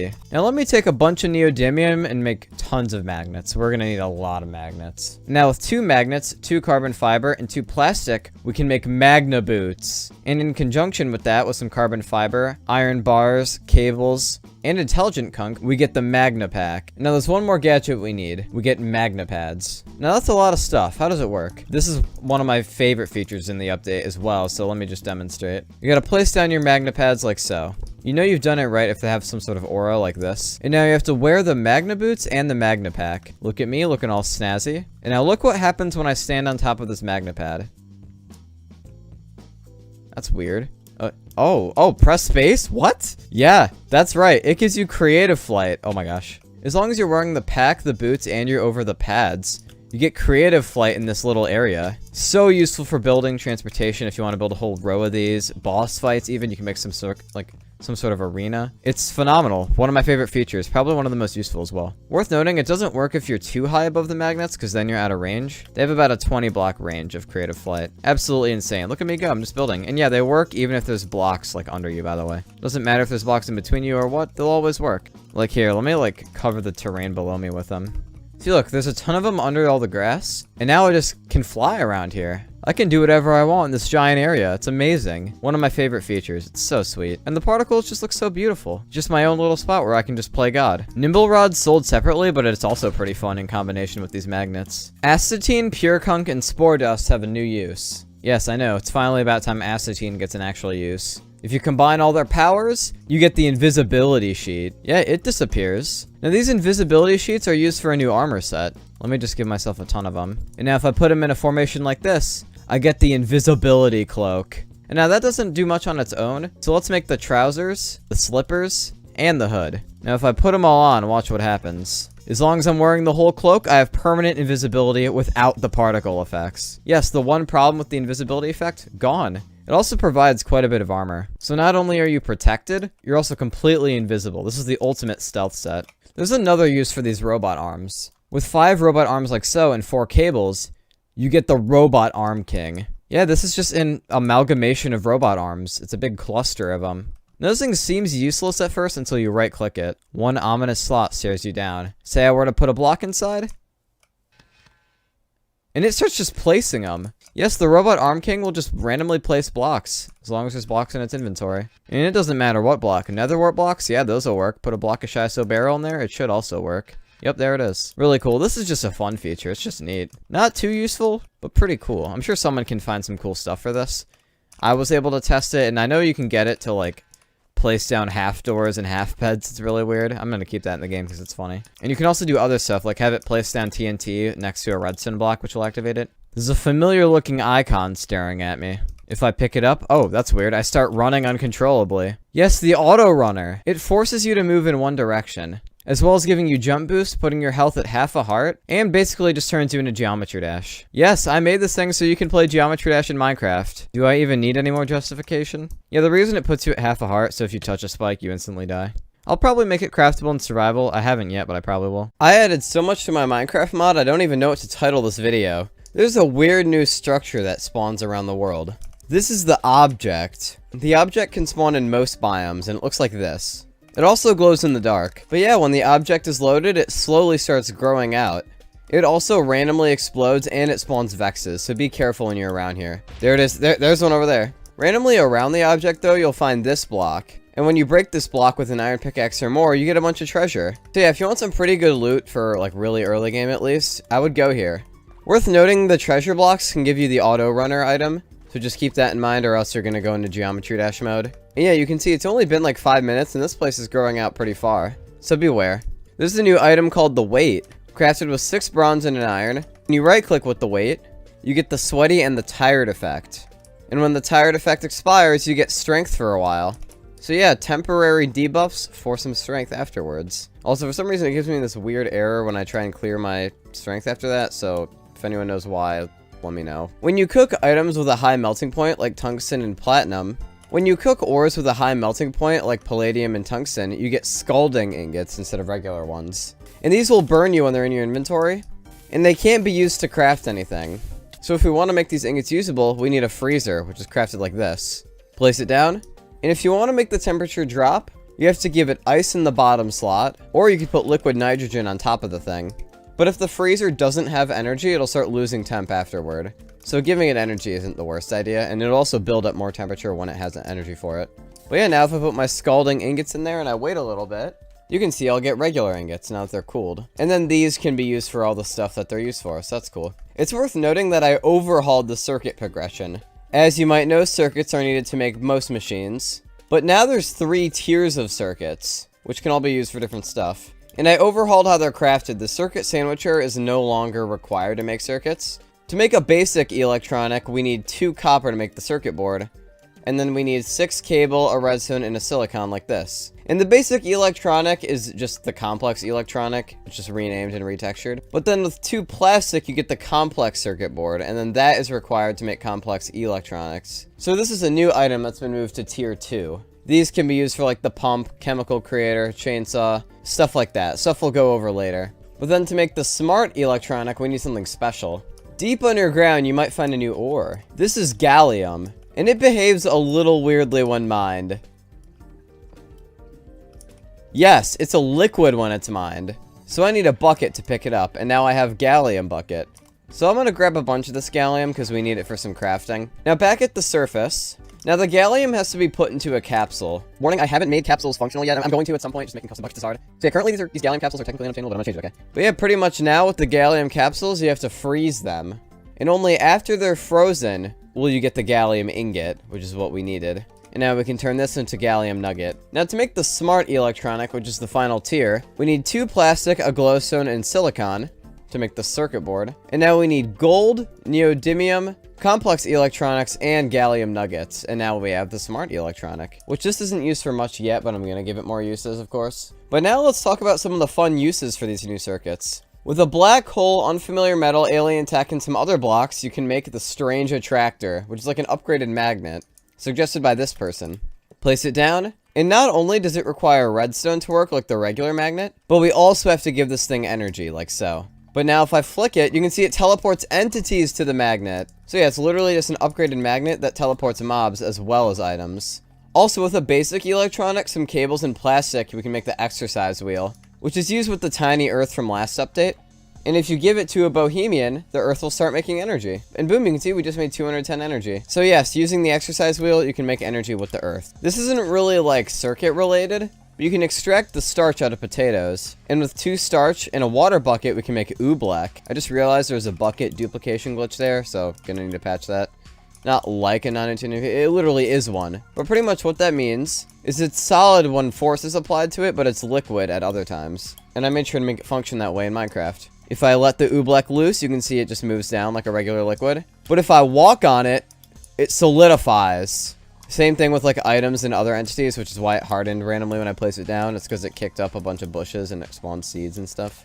But yeah, this is just a new thing. I just added this for fun. It doesn't really do much. I have no clue how this would be useful in any capacity, but it is just cool, you know? Now, we all know about the regular sawmill. Put woods inside, you get planks, because you can't craft them normally anymore. But a new sawmill can be made like this, the electric sawmill. And it's pretty similar to the regular sawmill, but with a few key differences. When it's placed and given energy, we can put in logs into this slot, and you can see the time starts going down. And it gives us 6 planks. It gives us more planks than normal. And it also gives us a bonus stick every operation. And also, look at this beautiful animated texture that I made. Also worth noting, there's a new thing we can make with obsidian relating to the sawmill. If you put obsidian in the sawmill, you get obsidian glass. Because, you know, obsidian in real life is just glass, so I figured we should be able to make it into, like, transparent glass by, like, cutting it. Made more sense in my head, but yeah. This is just glass that's as strong as obsidian, so it's transparent, but it's also, like, impervious to explosions. I just think it's cool. I also made it kind of look like the reinforced glass from IC2. I added a really weird bow to my mod. This thing doesn't even have a crafting recipe yet. I'm gonna need to give it one. But yeah, meet the skip bow. And it uses these bolts as a projectile, which are crafted like this. And just watch what happens when I shoot it. Make sure to pay attention. Goodbye. Yeah, I don't really know what I was thinking when I made this, but it's basically just a bow, and the projectile skips midair every time it's shot. So, like, if I shoot a bolt down there, you can see it boost itself. I just thought it was cool. It honestly was cooler in my head, but the projectiles do a lot of damage. I feel like the skipping doesn't really help. I'm gonna need to think this through, to be honest, but I mean, it's kind of cool. Let's be honest with ourselves. This is what we all subscribe for, right? I bet it is. Bye, Bolty. Oh, there it goes. Into the air. Yeah, they keep going in that direction. I think it's just because I messed something up in the code. Yeah, expect this to change when I actually release the update. I'm gonna have to fix a lot of bugs, because this update's been in the works for a while, and I actually had a lot more planned for it, but I ran out of time, so I'm just gonna need to release it early. I don't really care, because this mod is still in beta, so I don't really care that much about the quality of updates. They're all over the place. You can just tell with how empty the Malaria update was, compared to stuff like this, and like the jungle update. There's not a lot of quality control. Want to talk about oil? Let's talk about oil. Yeah, I finally added oil to my mod, suggested by all these people. A lot of you guys wanted this one for some reason. But yeah, let me go find an oil deposit. This one over here is perfect. But yeah, if you're randomly exploring your world, you might see some black gold spilling out of the ground. And this stuff can be used for a lot of shenanigans if you know what to do. The oil can be scooped up with a bucket, like so. But there is better ways to collect the stuff by using a pump. Yes, there's finally fluid pumps in my mod. I'm so excited about this. But yeah, place down the pump near your oil, and it also works with any other liquid in the game, I should probably mention. So it works with water, lava, pee, all that stuff. I hear a ruckus. I'm not having that in my video. But yeah, if I give the pump energy, and then I put capsules in this bottom slot, and I wait a while. It might take a bit. You can see after a little bit of time. Oh, it just did it. I don't know if you... There it is. It's sucking up the lava. Not the lava, the oil. And we're getting oil capsules in the pump. So now we can just take these and do whatever we want with them. It's amazing. It's sucking up the whole thing. And there's a lot more oil beneath this deposit too, worth mentioning. So yeah, you're going to get your oil's worth if you make this thing. And now we can use the oil for all types of chicanery because of a new block. Meet the refinery. This is a new block, and the way it works is kind of different to a lot of machines. Mostly because the refinery uses one item, which is the oil capsule, to get 3 different things. The way that works is with heat. So I need to break and replace this thing. So pretty much when I place this down and give it energy, you can see heat is building up. And I can use the lever and give it power to make it stop building up heat. So pretty much I can like flick this, give it heat, and then it'll build up heat, and then I can turn it back on so that way I stop making heat so I can lock it at a temperature. And depending on how hot your refinery is, will choose your output for the oil capsule. So you can see it's at 55, which is pretty low, and if I put an oil capsule in here and I wait a while, boom, we got naphtha. We'll save that one for later, we need it. Now let's do this again. Can we build up some more heat? Let's go above 100, I'm pretty sure. Or I think it's 150. I need to be above 150 for this next one. There we go. I got a capsule in here. Let's see what happens. Worth noting. And we got diesel. That's different. All right, cool. And now let's crank up the temperature very high for the last thing. It can be like at 300 or something. It can be at max for this next thing. I'll even put in the oil capsule now. 351 is the limit, by the way. It doesn't go above that. And you can see we get biome. So yeah, 3 new products from our oil. They're pretty useful in their own different ways. Let's talk about it. Bitumen with cobblestone can make asphalt, and asphalt can be painted into 2 different colors. This is what asphalt looks like. Yes, we can pave roads in Minecraft now. Isn't that just amazing? Here's an example of what a road could look like. And yeah, if you stand on it, I feel a little faster. Yeah, when you stand on asphalt, you get +2 speed, so that's nice. If that helps. And yeah, any asphalt block will do. It doesn't have to be yellow or blank. The white ones also work. This is all bitumen is used for. It's just a cool little thing. I don't know. I'm sure someone can find a use for this. That's pretty much the motto for my whole mod. Also, worth noting, even if you're standing on the asphalt and you go off, you still have the speed for a little bit. I chalk that up to a little bit of the asphalt being stuck on your shoe and making you faster or something. I don't know. Now let's talk about naphtha. With naphtha, water, and plant ball in a chemical creator, it will give you plastic sheets. You'll get 3 plastic sheets from all this stuff. So yeah, naphtha is just a way to get plastic that doesn't involve using microplastics from the ocean. So it's just like a better way to get it. But now let's talk about diesel. This is one of the most important because it's used to fuel these new tools that we have in the game. Like the chainsaw from last update. This got kind of a facelift. It's kind of overhauled in this update. It doesn't work like how it did in the last one. Well, it kind of does. We'll talk about it. But yeah, notice how the flamethrower, chainsaw, and drill all require diesel. They all have diesel 0 out of 1,000. Well, that's because we have to input diesel into these guys. And we do that by using a diesel funnel, which is crafted like this. So yeah, right click on the funnel, put a diesel capsule in this bottom slot, put diesel capsules in this slot, and then you can see diesel builds up. And then if I put in my tool, like the chainsaw, for example, will do that, because we already kind of know what that does if you watched the last wheat death video. But you can see it's slowly filling up with diesel. And now if I hold the thing, you can see it actually works. It doesn't, like, you can see it's actually appearing. Because, yeah, these tools don't work without diesel. If you don't have diesel, it just gives you permanent mining fatigue when you hold it, so it won't work without it. But yeah, the chainsaw chops down the entire tree when you use it, and it's also really quick. Hopefully someone finds this useful. I know I would, actually. Now, the drill is pretty much like a really fast, like, pickaxe. Actually, I just realized it's not giving me... It's not giving me the block.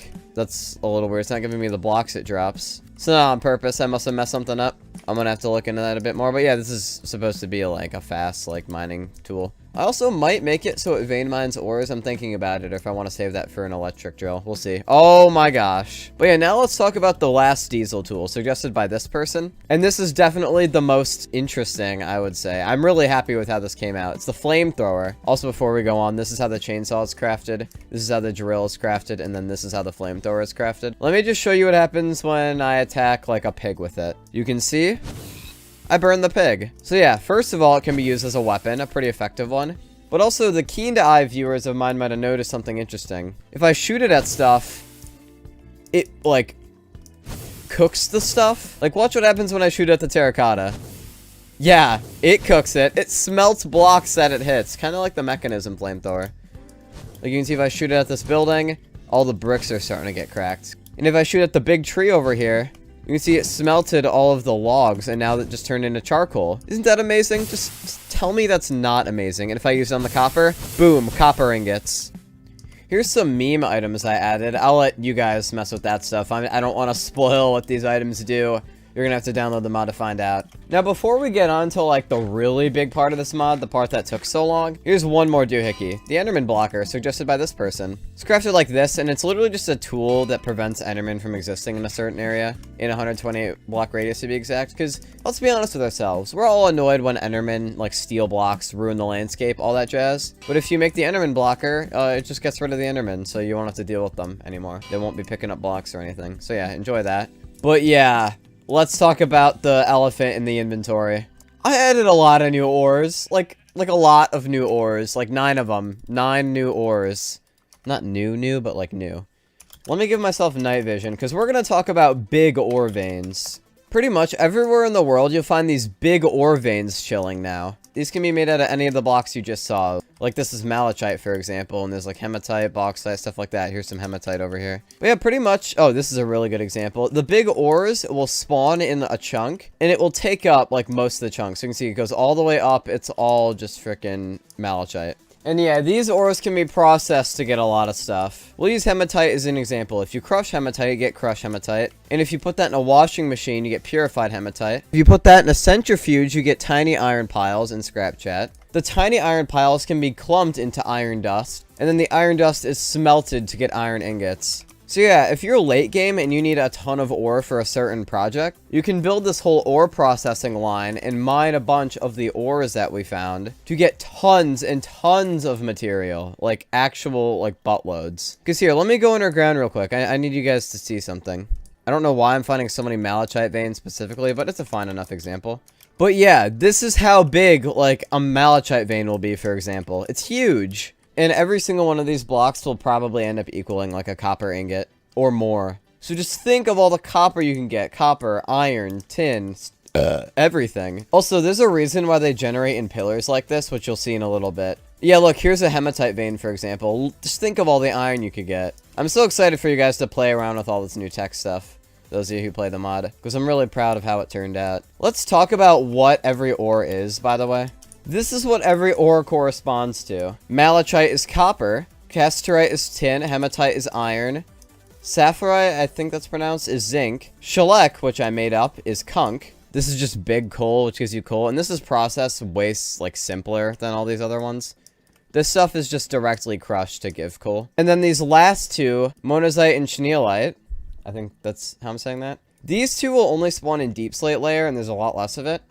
But this one will give neodymium, and this one will give tungsten. Worth noting, there isn't ones for, like, gold, uranium, and, palladium. I might make a gold one, honestly, I should. But, the uranium and palladium ones I'm not going to give big veins. They're kind of meant to be more rare. And also, this one you might have noticed is a little weird. This is bauxite, a new ore. This eventually will be able to be processed into aluminum. I haven't added aluminum yet. That's a future plan. That's something for later. And aluminum is going to be for later game crafting. And aluminum will not have a regular ore variant. You have to process bauxite to get it, so it's exclusive to the big veins. But yeah, let's talk about why the ore veins are the way they are. Let me find, like, a good vein real quick. Now, here's a casterite vein that I just unearthed. Very legitimately. And now remember, there's like hundreds of these ores in this chunk. And it's gonna take a while to mine this all with a diamond pickaxe. It's slow, and you know, no one wants to do that. And also, there's like just better things to do. Which is why I added a quarry block, which looks like this. And it will dig out this area for us. Now, if I place it down and give it energy, you can see it turns on and, oh, there's blocks coming out of it. Yes, it's mining out the block and giving them to us over there. Look at it go. Look, it just mined the casterite, and now the casterite is over here. And now all this stuff can be put into, like, an automated thing. Pretty much you can have the casterite immediately be crushed, washed, centrifuged, plumped, and then smelted. It's a whole system, you know? It's really cool. I'm really proud of how this turned out. Also, the quarries just have a ton of other applications. This is what they were made for, though. And these will go down till bedrock. It's also worth noting they go pretty well with the conveyor belt. So you can see the quarries, like, picking up all the blocks. They immediately go on this conveyor and then into this chest over here for storage. Man, I'm just so proud of this. I'm really proud of how it turned out. I gotta be honest with you. Don't worry about what this is. If you download the mod, you can do whatever you want with this guy. Gotta download the mod for it, though. I added so many bosses and so many weapons and so many gadgets to my Minecraft mod. It's honestly unbelievable. This update has taken so long, but I'm really excited to start talking about it. I don't even know where to start. Tungsten tools can be crafted with tungsten, but there is no tungsten sword. It's actually a tungsten hammer, which can be crafted with a block. This weapon does 18 attack damage with slow hit speed, but right-clicking with the hammer will cause an explosion. A boomerang can be crafted with 6 logs, and when thrown, it will actually come back to you, like this. Although you can get hit by it. This is just a pretty okay range weapon that's pretty cheap to craft. It can also be upgraded with 3 mahogany and 4 tungsten to get the Kylie boomerang, which when thrown it won't come back, but it does a lot more damage. Also, Agent Orange can now be used to delete the object, but it keeps the treasure block, so it will make raiding these things pretty easy. Here are a ton of other weapons we have. Pink Eye is crafted like this and will shoot a projectile at the cost of your health. The Chunk Exploder requires rockets to be used, and will shoot out a missile, which will explode. And with 3 of these, Monster Glue and a bunch of other crap we'll talk about later, we get Davy Crockett, which requires the Big Fat Missile to be used, which has a new crafting recipe and a new texture, by the way. But yeah, this is what happens when you shoot it. Yeah, big hole in the ground. The Water Scepter is just a budget Terraria Aqua Scepter. You can shoot out water with it. Spike balls can be crafted like so, and when thrown, they'll actually bounce off of blocks. These are very fun. I can't believe I actually got something like this to work. I've always wanted a bouncing projectile in my mod, and now I actually have one. And also, the Spike Ball Arbalist can be crafted like this with a new item we'll talk about later, and it just shoots spike balls a lot further than being thrown. With grass ingots, a chunk burster, a rotor, and some other stuff, we get the Leaf Blower, which requires leaf charge. And when shot, the Leaf Blower will create some leaves. So these can be used to trap and stun enemies in their place, and also to make the dry forest look a little bit better, you know? On the other side of the coin, we have Green Ball, crafted with Boogers, Kunk, Chunk Blaster, Bioscrap, and they require Ball of Green to be used, which requires this stuff. This is inspired by the green ball in Liero. But yeah, when shot, it creates some green stuff in front of you. So it can be used for easy building, like evasion type of stuff. Kind of cool. You could trap people in it if you wanted. Although these projectiles do not work on entities, so you can't like suffocate someone in this. Grippers can be found in the dry forest biome. And these are a hostile dinosaur-like enemy, but they can be tamed with unhinged spores. And when they're tamed, they'll create flowers wherever they walk. They're pretty cool. I just thought these were like a cool idea, you know. Kind of adorable, you know, it's a little dinosaur. Hey buddy, how you doing? There's also another new enemy that spawns in caves, the cavorts. They're just like insects. Here's a new doohickey you can make, the tack shooter. This might look a little bit familiar. But yeah, you can place arrows inside of the tack shooter, and then if you give it a redstone pulse, it shoots arrows in 8 directions. Pretty cool for defense, maybe even some tower defense type of deal. Now let's start talking about the new bosses before we talk about more of the random cool stuff I added. In fact, almost every single boss in the mod got reworked, so we're going to talk about all of them. But let's start with the new bosses. There's a whole new path of bosses, first of all. The first boss on this new roster of bosses to fight, we need to be in a jungle biome form, and we have to break just leaves. Eventually, if you keep breaking leaves, you'll find bananas in the trees of the jungle. And with 4 bananas, you can craft the gorilla treat, which is used to summon the first new boss, the gorilla. The gorilla's a frickin' fatty, but he is kind of adorable. Oh my gosh! Yeah, I should probably mention the new path of bosses that I added. They are meant to be really difficult to kill. Not like really difficult, but they're meant to be fought after things like the homunculus. So they're pretty much the last bosses you want to fight before the alien invasion. These bosses are required to fight the alien invasion now, because it's a new path of bosses. Kind of like how there's the homunculus path and then the Lenny the Licker path, but now there's also the gorilla path we have to do. Alright, let's continue. Yeah, the gorilla can explode, so we should just keep that in mind. But he'll also throw bananas at us, which will leave these banana peels, and if we step on them, we get shot into the air. Oh boy. Uh-oh. I just keep landing on him. That's not good. He's chasing me now. When the gorilla dies, this is what he drops. First of all, mahogany bark, which we already know of, but also hair, which we'll talk about later. But he'll also drop the banana blaster, which requires bananas to be used. And this pretty much just lets you do his banana attack, so you shoot out a banana, and it leaves a little peel behind. It's pretty cool. Maybe good for transportation or parkour. I have no idea. You guys can find something cool to do with this. I have no idea. Another thing, though, is he drops gorilla meat, which not only can be cooked to be like a really good food source, but it's also used for the ultimate, which is used to make another boss. The boss fought after the gorilla. Before we leave the jungle, though, let's talk about this new mob, the monkey. They spawn in jungles. They're pretty adorable. I like how they look. But yeah, when they die, they drop something kind of cool. First of all, they drop hair, which this is not the primary way to get hair, but we'll talk about that more later. Also, they're neutral. Here it is, the monkey paw. And now the monkey paw is a very useful item if you get it. This thing could put you really far ahead if you're early game. But yeah, it says R-click to use. If I use it, It gives me a bunch of riches, although I'm very slow, so it's kind of hard to pick them up. Also worth noting that these items actually disappear after a little bit, so I can't collect them all, but you can see I got some bronze, gold, and iron. But it actually has 3 uses, so I can use it again to try and get my stuff. I'm doing okay. Just let me get the diamond. There we go. I got a diamond. I died, though. Another thing that you might find useful for bosses is this new crop, coffee, which can just be found in grass and stuff. Now, coffee can be grown like any other crop. You know, you just plant it, and you bone meal it, or saltpeter it in my case, and you get some coffee. If you craft a mug out of 5 bricks, and you combine it with 6 coffee beans, you get the coffee mug, which when you drink it, you get speed 2 and haste 2 for 2 minutes. Very helpful for mining and for transportation, I can imagine. So yeah, go crazy with this, especially considering it's pretty cheap. It's pretty easy to get a bunch of coffee beans once you have one. But yeah, we gotta use this coffee and explore for a bit, because we gotta find an ocean biome for our next boss. We're at an ocean, and we're on the lookout for a new structure here. It's this inconspicuous little rock floating in the ocean. And over here, we'll find mermaids. They actually spawn here. They have a little thing, so that's cool. But yeah, we want to kill these guys. Because, normally they drop something better, but I just got caught. I got pretty unlucky. What will this one give me? There we go. We got mermaid scales. And this is needed for a few things. First of all, we need it for the ultimate. But it can also be used to craft the water scepter from earlier, as well as tridents out of refined moissanite and reinforced diamond. There's also really rare Fiji mermaids you can find underwater as well. And these have a lot more health and normally are a lot faster. I don't know why this one isn't moving, and it drops nothing good. But yeah, let's talk about the next boss, which is probably either easier or maybe slightly harder than the gorilla, depending on what you do and what you bring. To summon it, we need the ultimate, which is crafted out of a bunch of different meats: squirrel, jerky plus, sausage, mermaid scales, ruckus, gorilla. And we also need 3 cod and a mermaid scale, and that gives us serpent bait, which has to be used in the ocean biome to summon the next boss.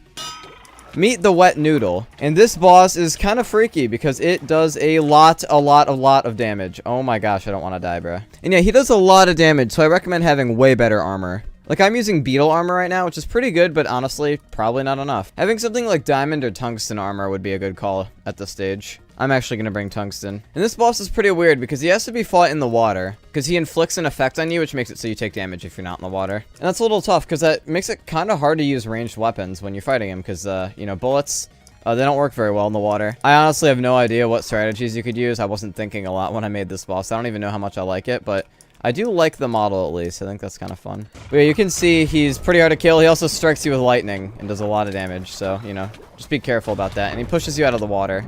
There we go. I died. On the bright side, though, he has pretty low health, kind of low defense, so he shouldn't be that bad. I'm drowning. I'm drowning. I'm drowning. Yeah. He gives you the inverted lung effect, which makes it so you drown outside of water. And you can see that's happening to me right now. I'm not in water, but I'm still drowning. I have it for quite a long time, too. Honestly, if someone can come up with a strategy for this guy, I'd be amazed. This boss could probably use some balancing. But, you know, unhinged Minecraft mod, we need some unhinged bosses that are pretty unfair and not fun. So, you know, that's one of them. But this is what the wet noodle drops. Not a lot, but we can see nuclear waste, which is also going to damage me, and also some mermaid scales and this new item over here. This is wet noodle sashimi, which gives you water breathing for a minute every time you eat it. And he drops quite a bit, so this is pretty good water breathing for you. But yeah, the wet noodle sashimi is actually required for the next boss as well. Alright, so we have to take these beetle scales and graft them to get some infestation tissue samples. And then we also have to graft the wet noodle sashimi for knockback tissue samples, and I need 4 of those. But yeah, in an incubator, we need 4 knockback tissue samples. We need 3 infestation tissue samples, and I think we need 1 volatile one. I need to double check. Oh, it's only 3 of these. Okay. We also need an egg, and now that's going to do its thing. And yeah, here we go. We get the deadly embryo to summon the next boss. And this next boss is really deadly. I would advise having a good setup before fighting him, and maybe even an arena. But yeah, if I throw him, we get the scarab. And yeah, he shoots a lot of purple smoke and lightning. Like, holy crap, what is this lightning spam, bruh? Stop! Please! Yeah, he's killing me. There's no doubt about that. He is killing me. Doing a pretty good job at it. I just tabbed out. Although what's funny about the scarab is I forgot to make him immune to lightning, so he's just killing himself. I should probably fix that. Alright, buddy, it's time to pay. I got the Chunkeruptor here to take you out. What are you doing? Worth noting, every time he hits you, he inflicts you with ZOMG zap effect. But yeah, once that effect goes away, you get struck by lightning, like it spawns on you. Unless you're sneaking. So if you're sneaking, you can actually dodge that attack. So that's worth noting. There we go, I killed him though. And he dropped a lot of treasure. By treasure, he actually only really drops 1 or 2 things. He can drop the magic wand and the scarab scales, which is what we want for progression. But yeah, scarab scales are needed for the next boss. Because with a scarab scale, Forsaken Foreskin from a different boss, 6 string in a TNT, we get the Doom Cocoon. Now, there's a new enemy that we can find, the Caterpillar. It's a pretty adorable, pretty weak passive mob that you can find spawning in forests and similar biomes. But yeah, we can turn him into a really, really destructive boss with the Doom Cocoon. I'm honestly kind of scared to do it because I don't want to die. But yeah, if I use the Doom Cocoon, we get Mothzor. And this boss is extremely dangerous because it just spams TNT and flamethrowers. And also poison and spike balls. Yep, I'm going to get killed very quickly. I highly recommend having blast-resistant armor and other enchants before taking on this boss. Because just look at that. How are you supposed to compete with that? Raining not included. Oh, we found some malachite. That's nice of him. Thank you, Mothzor. But yeah, pretty much the Mothzor dashes around and carpet bombs the area, as well as shooting flamethrower balls all over the place. You can see him do that. Yeah, and you can see the flamethrower balls from him. Very destructive. And he's, like, pretty accurate. Like, I'm surprised I made a flying boss that was this good at moving, because normally it's kind of hard to do. Some good old custom movement. And he is a flying mob, so he can fly. Kind of hard to hit him with melee. And he also has a lot of health. He's the last boss of this path to fight before we get to the alien invasion, I should probably mention. Overall, though, he's honestly not that bad. As long as you dodge his TNT and you're careful, like, you should have nothing to worry about, really. Blast resistance could definitely be helpful in this fight, because he's not very well coordinated. It's kind of hard for him to actually, like, melee hit you, except he got really close to me there. Although I can actually melee him now. Yeah, touching him gives you, like, poison too, so, you know, just keep that in mind. We have pretty formidable boss. Chunkaruptor trivializes him, though, like every other boss. I need to nerf this thing. I'm definitely going to give it a cooldown like the rocket launcher. Yeah, he also summons spike balls, I should probably mention. There's quite a few enemies that do, actually. I need to turn off the weather. It's probably absolutely destroying the bitrate right now. Alright, I'm about to kill Mothzor, but I really do not want him to destroy his own drops, or else I'll have to do this again. Mothzor, please be careful, young blood. He's about to do it. He's about to do it. He's about to do it. Kill him. He's dead! We killed Mothzor. And he drops a lot of Mothzor scales and also sulfur and a few other things, but we just got unlucky this time. He drops like gunpowder and stuff as well. But yeah, the scales are what we're after because they're actually needed to craft the alien beacon for the alien invasion. They can also be decrafted into gunpowder. But yeah, let's do a little lightning round of all the bosses that got reworked in this update. We have pretty much every single boss and even an event got a touch up in this update. This really is like the boss update, to be honest. I'm really proud of what I did because I made a lot of bosses actually fun. But yeah, let's start with the homunculus, everyone's favorite. First of all, now he isn't a pushover. He will actually fling tears at you. He's angry at the fact that you created him. But yeah, other than that, he's still pretty easy to kill. He still shoots tears in all directions, but when he gets below a certain amount of health, he will actually start shooting more tears. You can see here, now he's shooting tears in 8 directions, and he's also summoning rotten chunks. He does that when he gets low. But yeah, I'm about to finish him off, so put him out of his misery. He also has a lot of new drops. He can drop any meat, and he can drop multiple tears. And he can also drop the pink eye bow from earlier. But of course, he also drops the homunculus corpse. And, you know, we need that for progression. Next boss on the other side of progression, we got Lenny the Licker. He's now a lot more interesting than just being a zombie with a lot of health, which is what he was previously. Now he will try and lick you. Pretty much he'll eject his tongue out, which cannot, like, go infinitely far like a regular projectile. But if you're close to him, he can slap you with his tongue, and that will fling you pretty far, like so. Lenny the Licker is also immune to knockback now, and he's way faster. He also does a lot of damage. I want to say he does other stuff too. I don't remember what other attacks I gave him. That might have just been it, to be honest, so I wanted to keep him chill. Because, you know, he's technically supposed to be, like, the easiest boss. Debatably, the homunculus is, but honestly, it could be either of them. But yeah, he does a lot more when killed, too. First of all, he summons locusts when he dies, and he drops cool stuff. He drops repulsion torches. He drops kidney stones, rotten flesh, and also nuclear waste. And of course, he always drops the Lenny tongue. That's like his signature item. And of course, you need the Lenny tongue to get refined jawbreaker, needed to summon the iPad kid invasion, which let's talk about that now. I actually made that invasion good. If you remember when I first added the iPad kids invasion in that one update, it had like nothing in it. That's because around that time, I didn't really have a lot of motivation to work on the mod, so I didn't add a lot. But yeah, I finally gave the invasion the proper touch-up and attention that it needed. And now it's actually a proper event that actually matters, kind of, and is actually somewhat difficult. First of all, the way to summon it hasn't changed. You need a toilet, and you have to put grime in the toilet, and that will start the invasion. And now you can see iPad kids are falling from the sky. And now we all recognize this one, right? This is the normal iPad kid. We've talked about him before. He has new sound effects and some new drops. He can drop sugar and mystery meat along with the broken iPad, which we're gonna need for something later because it's used for actually cool stuff now. Oh my gosh, that was a loud sound.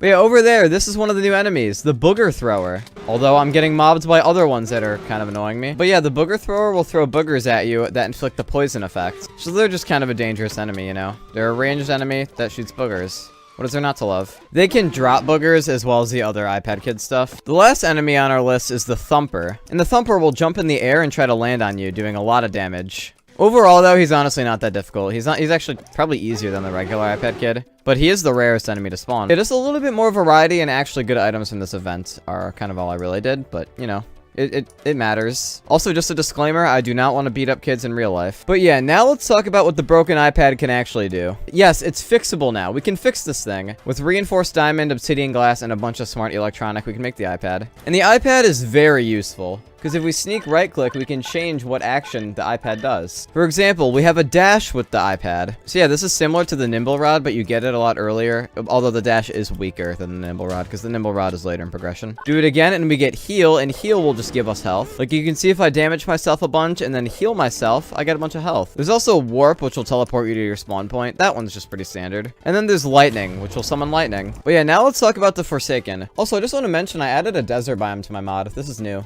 This isn't I didn't change the wasteland. This is just a new biome that looks kind of similar. Anyway, let's talk about the Forsaken, another boss that got reworked. You can see it still flies and kind of does everything it normally does. But now it summons locusts on you. And not only that, but it explodes and it shoots way more wither skulls. Like, this thing is a lot more destructive, and it also summons skeletons. Yeah, the Forsaken just summons a lot of crap. He also teleports, like, near you. So he's a lot more aggressive than previously, which kind of makes sense for a boss like this, you know? It's pretty easy to ignore the enemies he summons, though, because they're pretty light to kill. When killed, he drops all of this. We already know he drops Forsaken Foreskin, which we need for progression, and then he also drops Nether Wart, as well as Evil Stone and Evil Dust. Also, now when he dies, he actually cleans up the wither skulls that he summons. Alright, let's talk about the Enlightened one. This is the last boss to get a rework, and also the last boss, I think. Alright, summoning the Enlightened one is pretty much the same as normal. You just right-click, and there he is. And now the Enlightened one will throw poop at you now, as well as summon spike balls and throw poison. Not only that, but he'll also teleport and leave an explosion behind, as well as spam poison like before. About the explosion thing, though, pretty much what that means is if you get close to him and he teleports, you better run, because he's gonna explode. Like that. So that's something to keep in mind. You gotta pay attention a bit when you're fighting him. He's a lot more destructive now. I also fixed him so he doesn't fly, like, directly into the sun when you're fighting him anymore. There he is, he teleported again. Hi, buddy. Other than that, though, I didn't change much, but I'm pretty sure when he gets low enough, he'll summon locusts or drones. I don't really remember what he does. Anyway, let's see what he drops. He drops a lot of items, including redstone, fat blocks, Tor browser, weed, different types of circuits, and opium, as well as the final theory, which we need for the time machine. Now, we've seen all the pre-alien bosses, but there's actually 2 more bosses that we fight after the alien invasion. And I know I keep talking about the alien invasion. If you don't know about it, consult this video right here. But yeah, there are some bosses that we fight after it. To start out in the meat biome, we have to find these. This is wild hair, which can be plucked to get hair follicles. Now, using a hoe, you can till down meat blocks, and then you can plant your hair follicles. And when they're grown, you can collect the hair from earlier. We saw this like a bunch of times, but this is like the main way to get it. Now, with all the hair we collected and some plastic sheets, we can create wigs.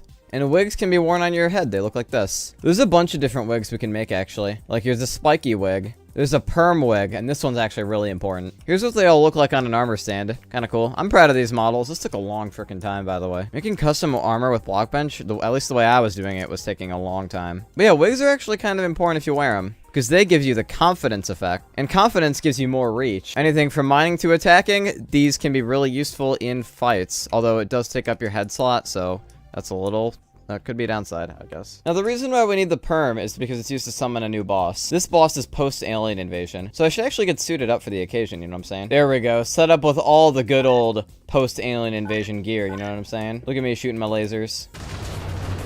But yeah, before we can craft the thing we need to summon the next boss, we need to craft the identifier, crafted with a super machine block, deluxe reflector, and blue bricks, and unfamiliar metal. And now this block is actually used to discover what unfamiliar metal really is. To use the identifier, we need a magnifying glass, crafted like so. And on a side note, these can actually tell you what block you're looking at. And with 2 of them and some sticks, you can craft glasses, which tell you what block you're looking at in the bottom corner. But yeah, anyway, we want to put our unfamiliar metal into the identifier, and gradually it will tell us what the unfamiliar metal actually is. But yeah, we learned that unfamiliar metal is really titanium. And now that we know what it actually is, we can use it for more diverse purposes. For example, titanium can be used to make these chargers. There's a hunger charger, an experience charger, and a health charger. The health charger will regenerate you at the cost of energy. The experience charger will give you experience at the cost of energy. And the hunger charger will give you hunger. I don't even feel like demonstrating it right now. I'm sure you get the point. And we can also use the titanium to make an electric pumpkin. This, along with a broken iPad, the perm from earlier, and also smart electronics. And now this is what we need to summon the next boss. With 2 super machine blocks and an electric pumpkin, we summon the Perminator, a new boss. I'm gonna take off my helmet because I don't want the X-ray effect. But yeah, this boss is pretty scary. He's doing a lot of damage because he spams fireballs and Dragon Balls. In fact, he's going to kill me. He does a lot of damage. But yeah, he's an evil robot, like Terminator kind of deal. That's why it's the Perminator. It's because he has a perm.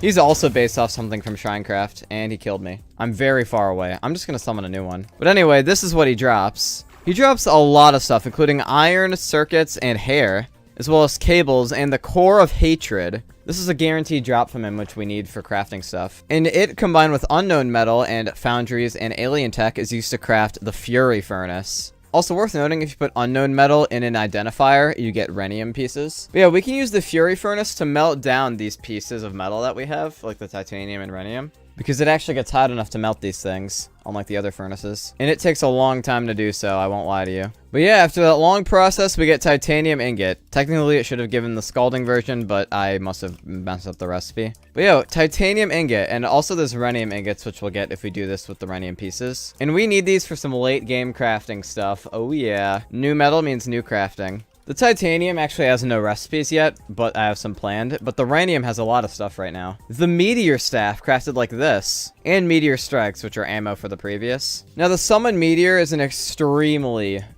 destructive item. Pretty much when you use it, you can plant a target for some meteors, and then they start raining from the sky, and they like carpet bomb like an entire area. Hey, I found more malachite. That's pretty fun. It's also spammable, so yeah, very destructive.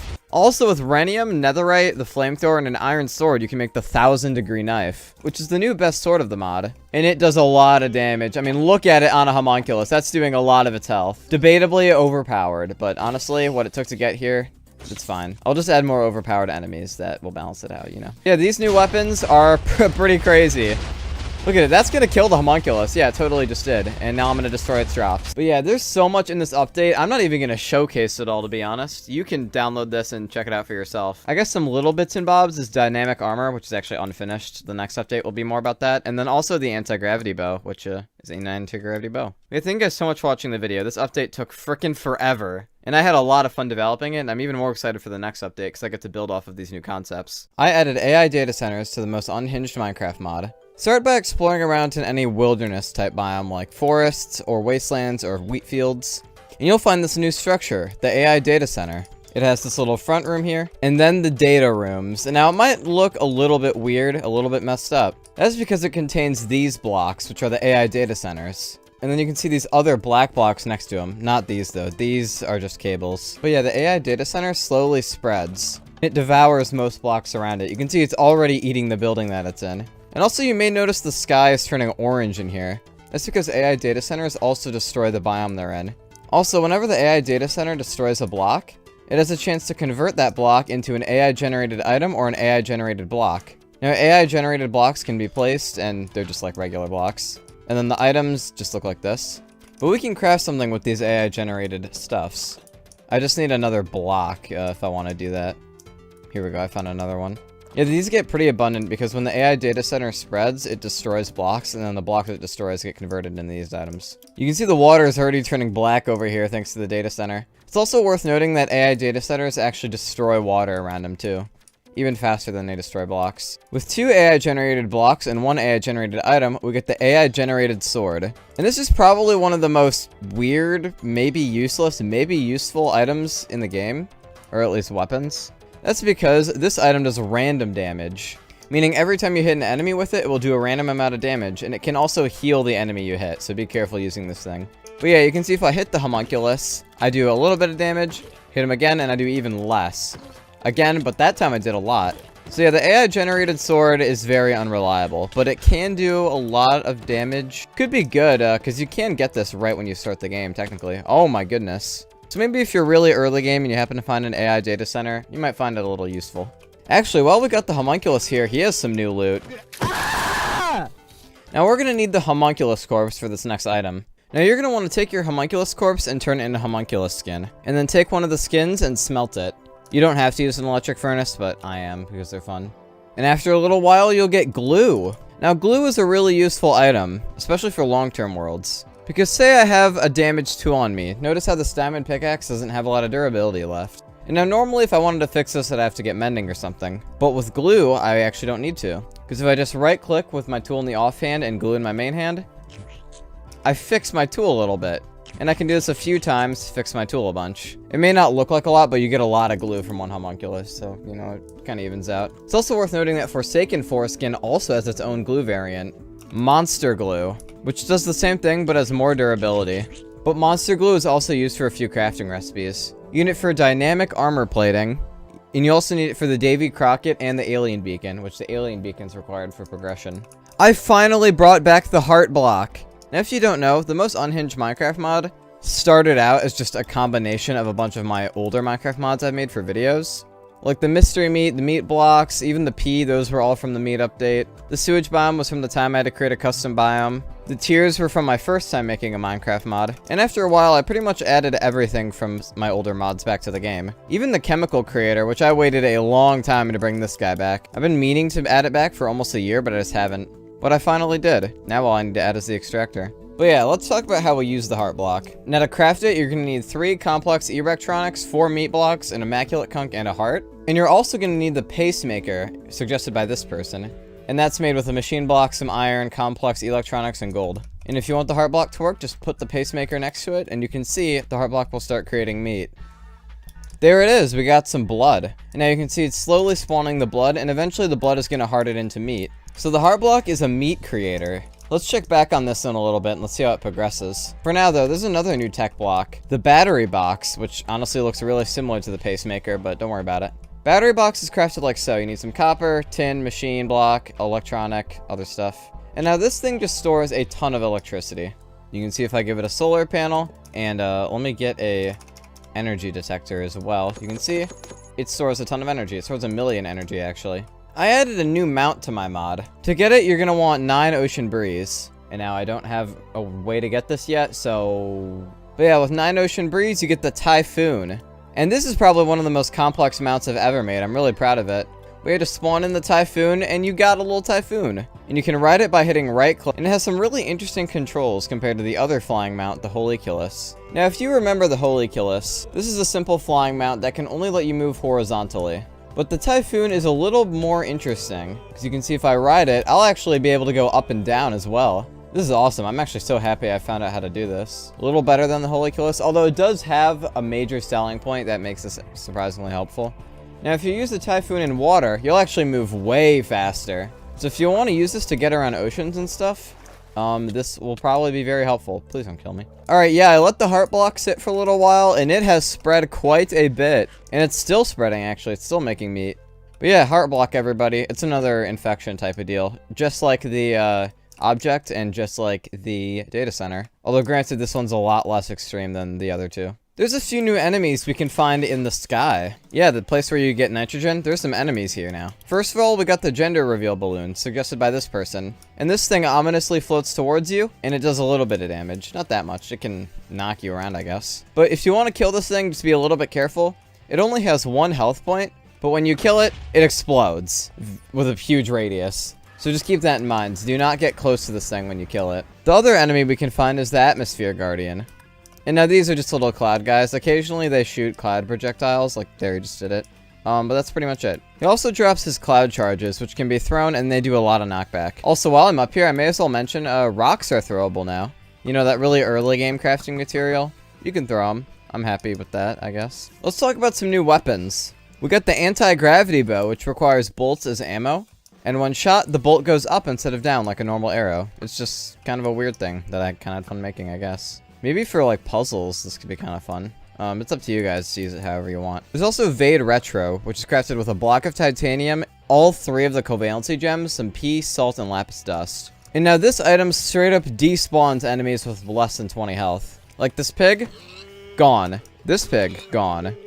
Even the spider, I think. Yeah, the spiders will go away too. Although if an enemy has more than 20 health, this item will do nothing. So it can only really be used on weak creatures. I just realized I had strength that whole time. Let me demonstrate again. That's how it works. Yeah, it's right, it makes them disappear. You don't get the drops. I might have just false advertised a bit, but whatever, I rectified my mistake, I guess. We got some new building blocks. First of all, we have some new flowers. Wet flowers, Tesla leaf, yellow fellow, and thingy bush. We also have a new block, the block of money, crafted with 9 money. And it just looks like this. It's kind of nice, I guess. You can recreate that one Breaking Bad scene, I suppose. I also want to add a block of food stamps and a block of Kunk dollar, but I haven't done that yet. I forgot to mention there's actually another new enemy that is in this update as well. The Spike Hurler. Now this guy spawns during the iPad Kid invasion. I forgot to mention it last video. But you can also just find him spawning around in caves as well. So he's relatively common-ish. And he just spams spike balls in all directions. One last thing I should probably mention is we got an insane new boss coming in this update. I did not mention this one in the last video, but this next boss is crazy. I honestly should have, but it's okay because that video is 20 minutes. And if I want to fight him, I want good gear. We're getting the technology armor, we're getting the moronic decimator, we're getting a chunk blaster, hell yeah. Meet the most insane boss I've never talked about, Damien. Now he rarely spawns during the iPad Kid invasion after the alien invasion has been defeated. And he is very, very difficult. But yeah, Damien seems peaceful at first, but you just gotta activate him to start the boss fight. If I kill him, we summon Damien, the actual boss. And he's pretty freaking dangerous, to say the least. You can see he's burning everything around him. And summoning a ton of fumigators, spike balls, and other shenanigans. This boss is kind of crazy. I'm not even fighting the actual boss, mind you. I'm fighting the fumigators that he spawns, because these enemies have a lot of health. Oh boy, he's coming towards me. Yeah, did I mention he shoots lasers and summons spike balls as well? He's freaking crazy. He's a maniac. He also summons locusts, if that wasn't enough. This is absolute, like, Minecraft brain rot type boss fight. I can't even really get a good hit on him. Oh, there we go. That was a good hit. He also explodes when he's hit, too. I should probably mention that as well. He's kind of absurd. I'm getting bodied right now. And the moronic decimator is good at killing things, though. Yeah, I can't lie. This is probably the most difficult boss in the mod. At least right now. Just look at that! How are you supposed to compete with that? I don't know. He's the most violent of the iPad kids. And he killed me. Yeah, I have a full showcase of the boss fight on my second channel if you want to go watch that. But he doesn't drop anything yet, so there's not really much more to explain regarding him. I added the emu ward to Minecraft. You'll now find emus spawn around your world, and they do a lot of damage and have quite a lot of health. Although when killed, they drop raw emu, and eating the raw emu will give you hunger, but if you cook it, it gives you more health than a steak does. Emus, though, will also destroy farmland when they walk on it, as well as destroy crops and stuff. So keep that in mind, don't build your farm where emus are. In fact, it's such a problem that around your world, you'll find emu bounty boards. And you'll notice it's talking about how emus are ravaging crops, and if you kill emus, you'll get a cash reward. So input some raw emu into the slot, and you'll get some money. So yeah, if you ever need some cash, just kill some emus, and you're good. There is another thing with these emu bounty boards, though. If you give the bounty board a redstone signal, you'll initiate an emu war. So now emus are going to start falling from the sky. This is a new optional invasion that you can start whenever you want in the game. You just have to find the bounty board for it, and then you can do it. Yeah, there's some new emus too, I should probably mention. And wow, I completely lost where I was. Now firstly, of course the regular emus are going to start spawning. So that hasn't changed, but there's 3 new emu types that can also spawn during the invasion. There's the corporal emu, who will shoot bullets at you that do a lot of damage. Yeah, I recommend having like diamond or beetle or tungsten armor before taking on this event. The corporal also has more health. The next new type of emu is the sergeant emu, which looks similar to a corporal, but it's a higher rank. Now the sergeant is way faster, can walk up more blocks, and does more damage. The last emu is definitely the hardest, though. It's also the rarest. The Special Forces emu will shoot acid at you. And it's the same acid from the acid spitter, so you can see it destroys blocks and stuff. Pretty scary. Also, when you damage the Special Forces emu, it has a chance to explode. A pretty high chance. So just keep that in mind. Now, that's the whole emu side of this update. But I also added hockey to Minecraft, so let's talk about that. City biomes have a new structure that can spawn in them. The ice rink. Now, this is a really big structure. Walk inside and you can see there's a whole stadium in here for watching ice hockey. Although you can tell it's a little bit dilapidated because the ice is melting and there's a bunch of crap in the bleachers. But oh well, if you really want to fix this up, you can. In the back here, you'll find a locker room, which there's nothing really here. There's just a locker room. Now, with 2 planks and 2 sticks, you can make the hockey stick. And with 6 plastic, you can make the puck. Now, right-click to spawn in the puck, and now you can just slap it around with the hockey stick, which has innate knockback too, by the way. It's pretty fun. I don't know. I liked it. I thought this was a cool addition. Also, it's kind of annoying how the ice rink is melting, you know? But there is a way to fix that. With a minecart, a freezer, smart electronics, some machines, a fiber optic cable, and yellow wool, you can make the Zamboni. Right-click to spawn in the Zamboni. And wherever you drive this thing, it will pave ice. Like you can see all that water right there? Now you don't, because it's ice. Very nice. Although it's not limited to just water. The Zamboni can actually be driven anywhere, as you can see. And it will pave ice wherever you drive it. It doesn't work on all blocks, but most blocks it will work on. So yeah, this is a really good transportation mount, although it will put ice everywhere, you just gotta remember that. If you want to make easy boat highways, no problem. Also worth noting, it works really well on large bodies of water, because it can pave over water as well and turn into ice. This is just a really good mount. I had a lot of fun making this one. I don't know if it's obvious. I really liked making this mount. I like to have fun around here. But yeah, I think that'll do it for the video. It has been a year since I started this mod. It's crazy. I really want to thank you guys for all the support you've given this series and me and this channel in general. If it weren't for you guys, there's no way I would have had the motivation to get this far with the mod. All the support you guys have given, the add-ons you've made for the mod, the guides you made for the mod, I really appreciate it. Like, your guys' support and this mod and your guys' support has propelled my channel way further than it was originally before I started this series. Like, I was able to get monetized thanks to you guys' support on this mod. And I kind of feel like I've made my mark in the modding community in a way. And that just feels really awesome. So again, thank you guys so much for all the support on this series. If you want to play this mod, you can download it in the description and in the pinned comment. But yeah, a lot more is coming soon. I don't know when the full release of this mod will be done. Probably within the next 6 months, though. I can tell you that much. But there's always stuff I want to add to this mod, so we'll see what happens. But yeah.